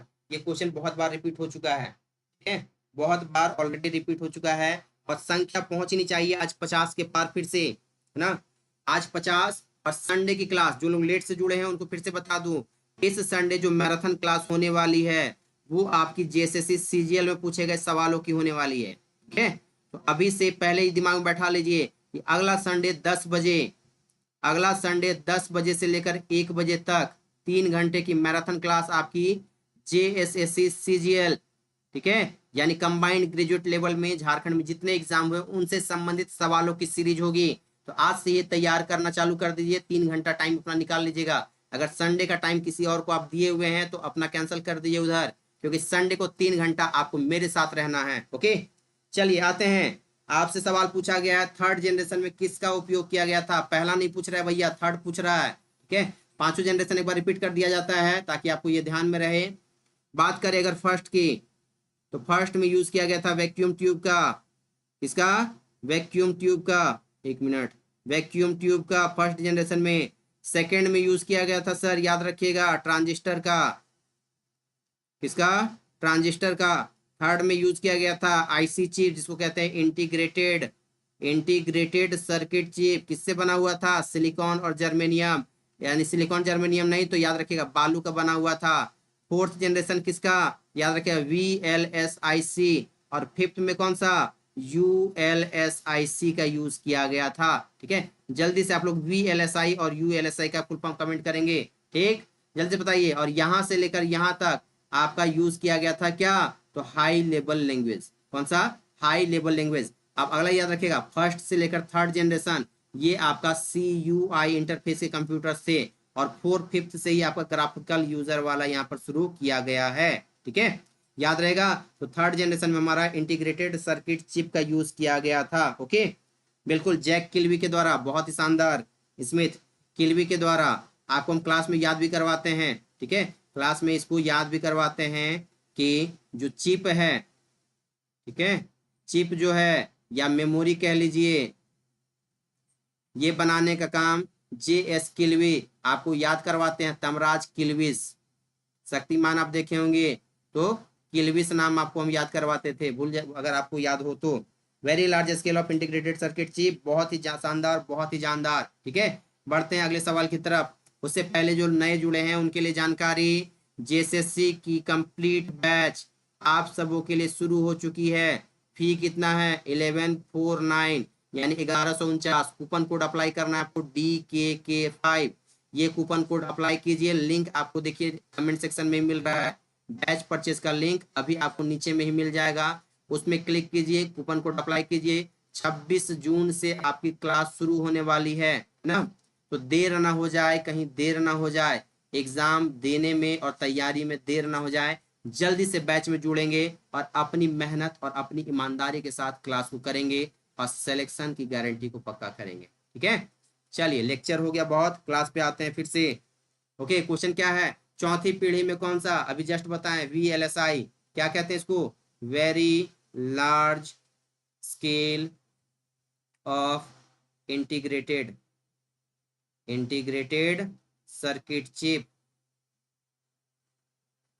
यानी जो हमारा सर्किट चिप था उसकी बहुत ज्यादा मात्रा में यूज की गई। अगर एग्जाम में बाबू VLSI नहीं लिखा हुआ मिले तो ध्यान रखिएगा, इसी का नाम माइक्रो प्रोसेसर लिखा हुआ मिलेगा।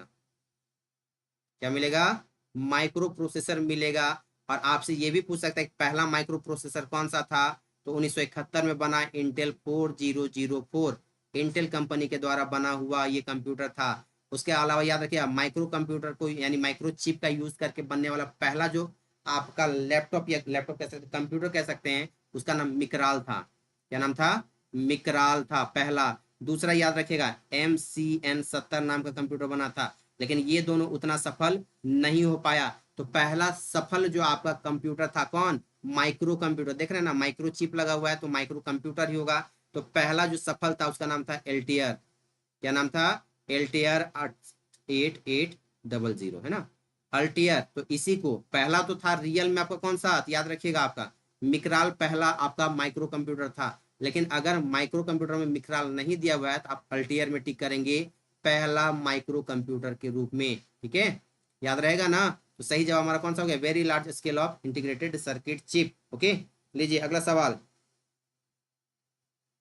क्वेश्चन ध्यान से देखिए, a device that can differentiate between program and data, वह डिवाइस जो प्रोग्राम और डेटा के बीच अंतर कर सकता है, यानी सॉफ्टवेयर है, प्रोग्राम मतलब वही होता है सॉफ्टवेयर है ना, सॉफ्टवेयर है कि आपके द्वारा दी गई जानकारी है, डेटा है, इन सभी के बीच अंतर कौन बताने का काम करेगा, आप कहिएगा अंतर बताने का काम एक ही आदमी कर सकता है, वो किसका काम है, चिप का। और चिप को हम लोग क्या कहते हैं, चिप दो तरीके के होते हैं, एक चीज याद रखिएगा, एक होता है प्राइमरी मेमोरी को भी हम लोग चिप कहते हैं, ठीक है, प्राइमरी मेमोरी जो हमारा है उसको भी हम लोग चिप कहते हैं, ये भी सिलिकॉन का बना हुआ रहता है। और आपका जो सीपीयू है माइक्रो प्रोसेसर, ये भी किसका बना हुआ है, आपका सिलिकॉन जर्मेनियम का ही बना हुआ रहता है, इसलिए दोनों को हम लोग चिप के नाम से ही जानते हैं। तो याद रखिएगा ये काम किसका, चिप यानी आपका माइक्रो प्रोसेसर, ठीक है, माइक्रो प्रोसेसर है जो कि आपके सॉफ्टवेयर और हार्डवेयर से दिए गए जानकारी के बीच में अंतर निकालने का काम करता है, ठीक है, याद रहेगा ना। चलिए सी सी सी सी सी आ रहा है, मेमोरी के पास दिमाग है जो ये अंतर डिसाइड करेगा, बताइए तो आप लोग, कॉमन सेंस वाली बात है, इसके पास अपना दिमाग है कि ये अंतर बताएगा, अंतर करने का काम कौन करेगा, माइक्रो प्रोसेसर यानी सीपीयू, सीपीयू को ही माइक्रो प्रोसेसर कहा जाता है। ओके, तो सी डी में आप लोग हो रहे हैं कंफ्यूज। लीजिए अगला सवाल आपके सामने में, वीएलएसआई का पूरा नाम बताइए जल्दी से, वीएलएसआई का पूरा नाम क्या होगा, अभी जस्ट हम लोग डिस्कस किए हुए हैं, very large scale of integrated circuit chip, कहीं पे दिख रहा है, वेरी लार्ज स्केल है, स्केल है, very large scale of integration है, इंटीग्रेटर सर्किट चिप है ना, इंटीग्रेटर सर्किट चिप के नाम से जानते हैं। 47 का हमारा कौन सा, एक minute, very large scale of integrator integration, very large scale of integrated integrated, ठीक है, ये V3 में है और यहाँ पर इंटीग्रेटर दे दिया है ना, ये आपका इंटीग्रेशन V3 ये V4 में दे दिया है, integrated circuit chip, option number C. Okay, यहाँ पर इंटीग्रेटर दे दिया है और यहाँ पर इंटीग्रेटेड होगा, याद रखिएगा, तो इंटीग्रेटेड का V4 यहाँ पे ले लिया, इंटीग्रेटेड सर्किट चिप, ठीक है, integrated circuit chip.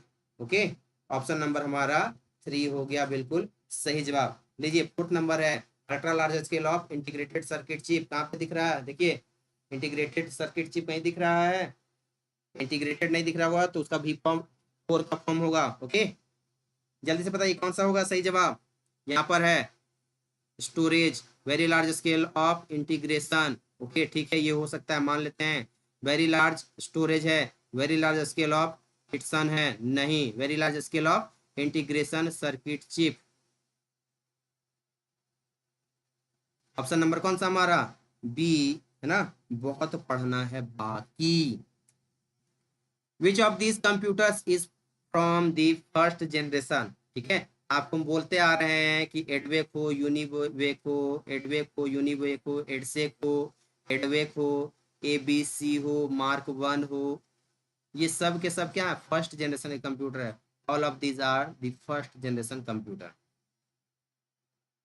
Next question आपके सामने है, which language was used in the third generation, ठीक है, आपसे सवाल पूछा गया है कि निम्न में से कौन सा थर्ड जनरेशन का लैंग्वेज है, याद रखिएगा ये फोर्ट्रॉन जो है पहला हाई लेवल लैंग्वेज, बाबू याद रखिएगा पहला हाई लेवल लैंग्वेज है, कब बना था याद रखिएगा 1957 में, यूज क्यों किया गया था, साइंटिफिक कैलकुलेशन में, इसलिए साइंटिफिक कैलकुलेशन के लिए यूज किया गया था, फॉर्मूला ट्रांसलेटिंग के नाम से जाना जाता है, इसका पूरा नाम फॉर्मूला ट्रांसलेटर या ट्रांसलेटिंग के नाम से जाना जाता है, ये भी याद रखिएगा।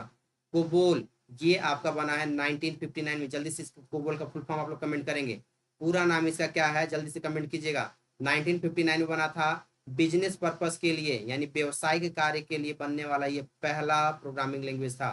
ठीक है, बिजनेस वर्क के लिए ये बनने वाला पहला आपका प्रोग्रामिंग लैंग्वेज था कोबोल। बताइए कि इसका पूरा नाम क्या होगा, हिंट दे रहे हैं। ठीक है, ये बिजनेस ओरिएंटेड लैंग्वेज, लास्ट में बता दे रहे हैं, बिजनेस ओरिएंटेड लैंग्वेज था। ठीक है, जल्दी से बताइए कोबोल का पूरा नाम क्या है। तो पहला प्रोग्रामिंग लैंग्वेज आपका फोर्ट्रोन, हाई में कोबोल भी होगा, पास्कल, यानी ये सभी के सभी क्या है आपकी तीसरी पीढ़ी के प्रोग्रामिंग लैंग्वेज हैं। ठीक है, तीसरी पीढ़ी के प्रोग्रामिंग लैंग्वेज है। जल्दी से बताइए, देखते हैं कौन कमेंट कर पाते हैं। कौन है जो कि तीसरी पीढ़ी के कंप्यूटर में कोबोल का पूरा नाम बताएंगे। ओके, नेक्स्ट क्वेश्चन है which of the following is third generation computer. ठीक है, कौन है जो कि थर्ड जनरेशन कंप्यूटर का एक भाग है। कमेंट कीजिए जल्दी से, कौन कौन सा होगा। ठीक है, जल्दी से कमेंट करेंगे। जैसे बात करें ICL 2903, ICL सीरीज आपको दिख जाए, ये थर्ड जनरेशन की होगी, याद रखिएगा।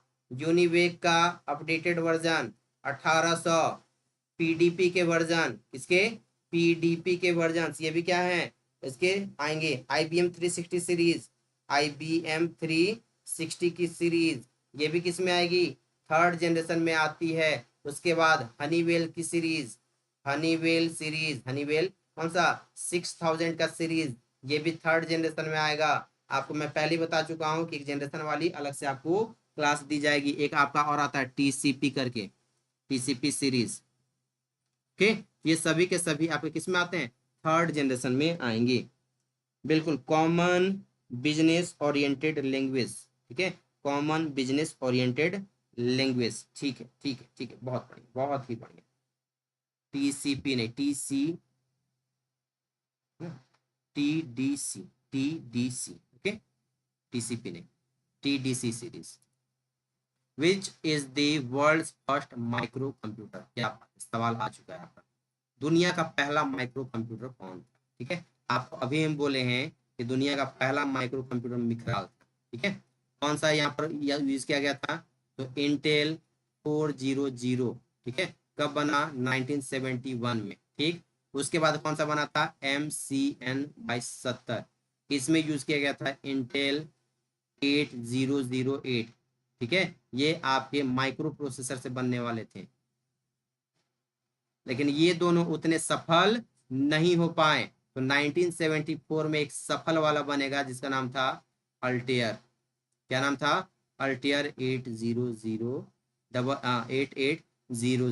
ठीक है, ये किसके द्वारा बनाया गया था, याद रखिएगा, IBM कंपनी के द्वारा। ओके, आपके कमेंट्स आ रहे हैं, IBM कंपनी के द्वारा बनाया गया था। ओके, बहुत ही बढ़िया।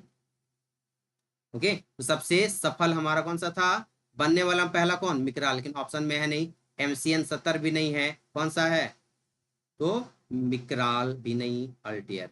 ठीक है, चलिए आपका याद रखिएगा, इसका नाम क्या होता है, हॉलेट पेकार्ड। HP का पूरा नाम हॉलेट पेकार्ड के नाम से जाना जाता है, ये भी याद रखिएगा। ठीक है, चलिए in which year was Cray 1 supercomputer made. ठीक है, क्रे 1 सुपर कंप्यूटर हमारा कब बना था, ये आपसे सवाल पूछा गया। कंपनी की स्थापना की बात करें तो 1974-75 में इसकी हुई थी, 1974-75 में इसकी स्थापना हुई थी। ठीक है, कंपनी संस्थापक का नाम क्या है, सेमूर क्रे। ठीक है, क्या नाम है, सेमूर क्रे। इसी के द्वारा ध्यान समझिए, एग्जाम में कभी कभी इलियट 4 को भी सुपर कंप्यूटर पहला मान लिया जाता है। ठीक, इलियट 4 को भी सुपर कंप्यूटर में पहला स्थान दिया जाता है, क्योंकि 1974 में ये भी बना हुआ था, लेकिन सफल नहीं था। ठीक है, इसलिए सफल कंप्यूटर में अगर बात करेंगे तो क्रे 1 को माना जाता है, जो कि सेमूर क्रे के द्वारा बनाया गया था, दुनिया का पहला सफल सुपर कंप्यूटर। ठीक है, तो क्रे कंपनी जो है, यानी क्रे कंपनी भी अब बन चुकी है, तो ये क्रे कंपनी सुपर कंप्यूटर के क्षेत्र में जानी जाती है। और इसके द्वारा जो पहला क्रे 1 बनाया गया था, ये 1974 में बनाया गया था। ठीक है, सेमूर क्रे को याद रखेंगे, फादर ऑफ सुपर कंप्यूटर के नाम से जाना जाता है, फादर ऑफ सुपर कंप्यूटर के नाम से जाना जाता है। ठीक है, ये कुछ बेसिक बातें हैं जो कि आपके दिमाग में बसनी चाहिए। नेक्स्ट क्वेश्चन है which of these devices is not present in laptop. इनमें से कौन सा डिवाइस लैपटॉप में नहीं उपस्थित होता है? आसान सा सवाल है और बहुत ही आसान सा सवाल है, इसके जवाब देने की हमें नौबत नहीं आनी चाहिए। ओके, जल्दी से बताइए।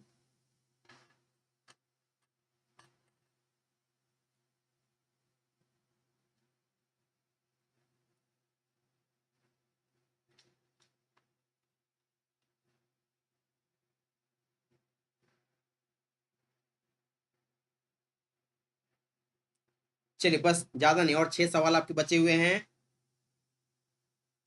6 सवाल और हैं, उसके बाद आपकी और हमारी दोस्ती यहीं समाप्त। फिर हम लोग कितने बजे मिलेंगे? आज 3 बजे। 3 बजे सीरीज क्या है? कास्ट और रेसिडेंशियल से संबंधित आपके जो भी डाउट्स हैं उसमें हम लोग आज डिस्कस करने वाले हैं, ठीक। और रात में 8:30 बजे फिर से हम लोग मिलेंगे। किस लिए? तो पोस्ट प्रेफरेंस क्या होना चाहिए, कल से जो फॉर्म भरा जाएगा उसमें गर्ल्स के लिए कौन सा सही है, बॉयज के लिए कौन सा है, जिन्हें बाहर काम करना पसंद है उनके लिए कौन सा पोस्ट होगा, उन सभी सवालों के जवाब आज रात में फॉर्म भरने से पहले ये 2 वीडियो आपके लिए बहुत ही इंपॉर्टेंट होने वाला है। तो जुड़ेंगे सभी लोग आज लाइव, एक बार 3 बजे और एक बार रात में 8:30 बजे। ओके, चलिए। तो कौन सा लैपटॉप का भाग नहीं है? तो भैया ट्रैक बॉल जो है वो लैपटॉप का भाग नहीं है, ठीक है। ट्रैक बॉल का यूज लैपटॉप में नहीं किया जाता है। कोई दिक्कत? ए आ रहा है। अरे भैया माउस कैसे नहीं रहता है? टच पैड जो है वो माउस की तरह ही काम करता है ना। उसके अलावा माउस का यूज आप साइड से भी करते हैं, जैसे मैं लैपटॉप में ही आपको क्लास ले रहा हूँ लेकिन माउस का यूज कर रहा हूँ ना, ये सामने में आपका देखिए लगा हुआ है, ठीक है। लेकिन टच पैड क्या है? एक प्रकार का माउस ही होता है। टच पैड जो है एक प्रकार का माउस ही होता है, लेकिन इसके ऊपर में एक बॉल लगा हुआ रहता है। और ये बॉल क्या काम करता है? कर्सर को मूव करने का काम करता है। जैसे यहाँ पे मैं पेन से लिख रहा हूँ, जिस पेन से मैं लिख रहा हूँ ये लिखने का काम कर रहा है, वैसे ही इस कर्सर को यहाँ पर ले जाना हो, ठीक है, या इस साइड में लाना हो, या इधर नीचे लेके आना हो, या इधर लेके आना हो। तो ये लैपटॉप में अगर आप चाहते हैं, यानी कि कंप्यूटर मूव करना था कर्सर को, तो आप इस मदद से, इसकी मदद से, इस टच ट्रैक बॉल की मदद से मूव कर सकते थे, ठीक है। तो लैपटॉप में इसका यूज नहीं किया जाता है। आम कंप्यूटर में अभी के टाइम में नॉर्मली इसका यूज कम कर दिया गया है ना। पहले इसका यूज किया जाता, अभी भी किया जाता है लेकिन कम किया जाता है, ठीक है। नॉर्मल इंसान इसका यूज बहुत कम करते हैं। ओके, तो हमारा ट्रैक बॉल जो है इसका यूज नहीं किया जाता है। अगला सवाल है, who made the first electronic digital computer इन 1930? ठीक है, आपसे सवाल पूछा जा रहा है कि पहला इलेक्ट्रॉनिक कंप्यूटर किसके द्वारा बनाया गया था, ठीक है। अगर बात करें पहले इलेक्ट्रॉनिक कंप्यूटर की, तो इसका नाम ABC, क्या नाम है? ABC, पहला इलेक्ट्रॉनिक कंप्यूटर। पूरा नाम क्या है? Atanasoff Berry computer. ये ABC का पूरा नाम है, ठीक है। एटना सॉफ्ट बेरी कंप्यूटर के नाम से जाना जाता है, ठीक है। क्लिफोर्ड बेरी, पूरा नाम बनाने वाले व्यक्ति का नाम क्या था? Clifford Berry. और एटनासॉफ, तो John Vincent Atanasoff, John Vincent Atanasoff, short में इन्हीं दोनों के नाम, यानी एटनासॉफ और बेरी, यानी ये एटनासॉफ लास्ट में ले लिया और क्लिफोर्ड बेरी का बी ले लिया, शॉर्ट में इसका नाम क्या दे देगा? ABC computer, Clifford Atanasoff Berry computer. तो वही आपका नाम हो गया ABC, एटनासॉफ बेरी कंप्यूटर। ये क्या था? पहला इलेक्ट्रॉनिक कंप्यूटर था, ये आपको याद रखना है। बिल्कुल बिल्कुल मुकेश, पेरिफेरल डिवाइस ही है, लेकिन आप यहाँ पे ध्यान समझिए, इस टच पैड का हम लोग लैपटॉप में यूज ही नहीं करते, ठीक है। माउस पेरिफेरल है, ऐसा नहीं कह रहा है कि पहले से इंसर्ट हो या पहले से लगा हुआ हो, ये नहीं पूछ रहा है, आपसे पूछ रहा है कि लैपटॉप में किसका यूज हम लोग नहीं करते हैं। तो ट्रैक बॉल का यूज नहीं किया जाता, ये आपको याद रखना है, ठीक है। By whom was the Mark 1 computer made in 1937? Mark 1 computer बनाने वाले व्यक्ति का नाम क्या है, ठीक है। आपको जल्दी से बताना है कि मार्क 1 कंप्यूटर को बनाया किसने। आप याद रखिएगा, ये पहला मैकेनिकल कंप्यूटर क्या था? पहला मैकेनिकल कंप्यूटर, ठीक है। क्या था? पहला मैकेनिकल कंप्यूटर था। आपको यकीन करना पड़ेगा इस बात पर। चलिए, इसी यकीन में हिंट छिपा हुआ है बनाने वाले का नाम, ठीक है। यानी मार्क वन जो है पहला मैकेनिकल कंप्यूटर था, इस बात को आपको यकीन करना पड़ेगा। इसी में छुपा हुआ है इसकी खोज करने वाले व्यक्ति का नाम। ठीक है, जल्दी से बताइए क्या नाम होगा।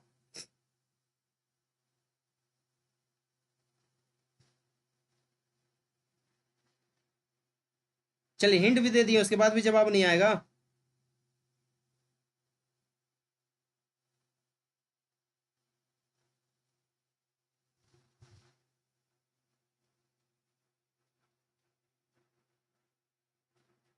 चलिए हिंट मिलने के बाद भी इतना लेट जवाब।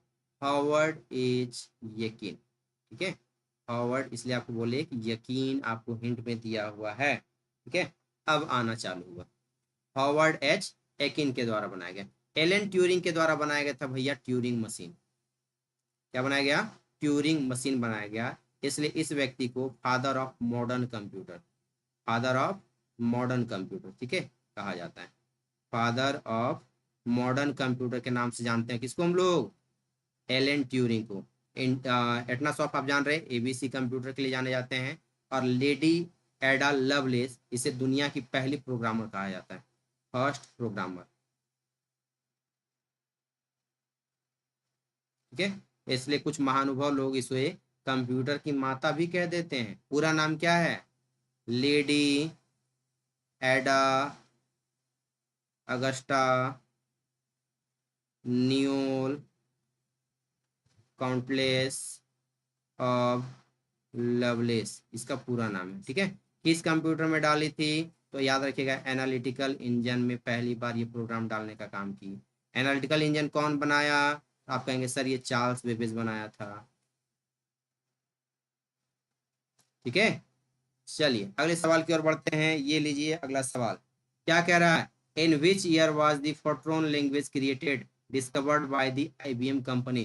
फोर्ट्रॉन प्रोग्रामिंग लैंग्वेज कब बना था? आपको बताया था इसका नाम क्या? Formula translating. पूरा नाम क्या है?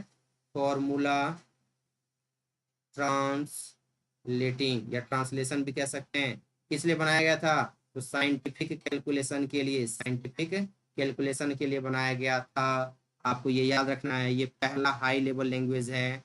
ठीक है, फर्स्ट हाई लेवल लैंग्वेज है, ये भी आपको याद रख लेना था। ठीक है, कब बना ये भी आपको बता चुके हैं, हिंट दिए हुए थे लास्ट क्वेश्चन में।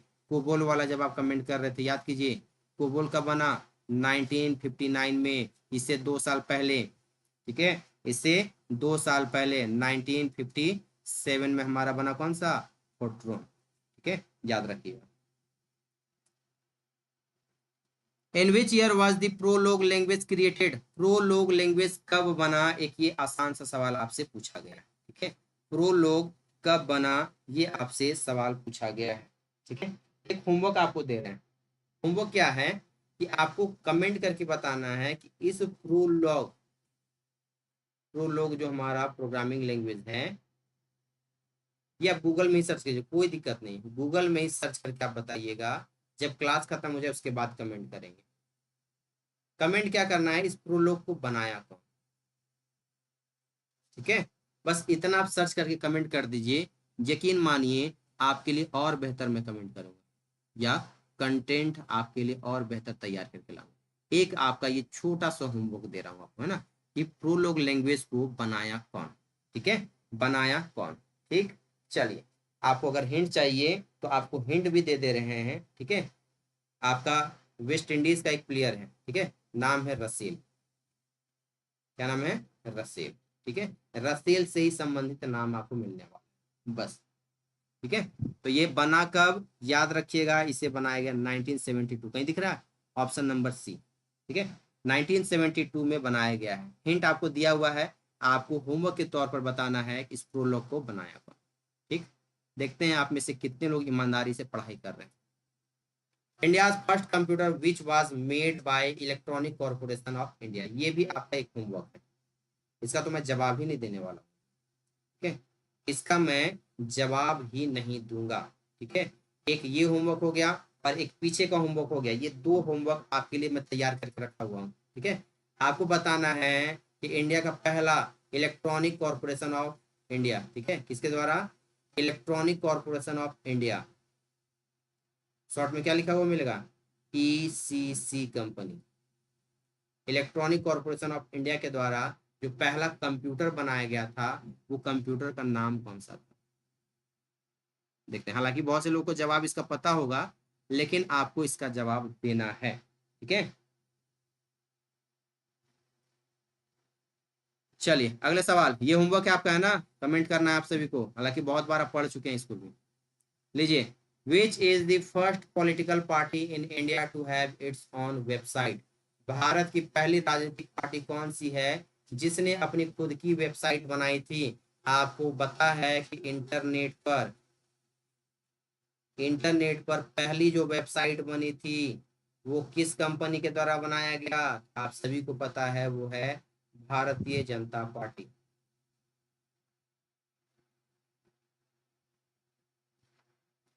ठीक है, बीजेपी के द्वारा बनाया गया था आपका पहला वेबसाइट इंटरनेट पर।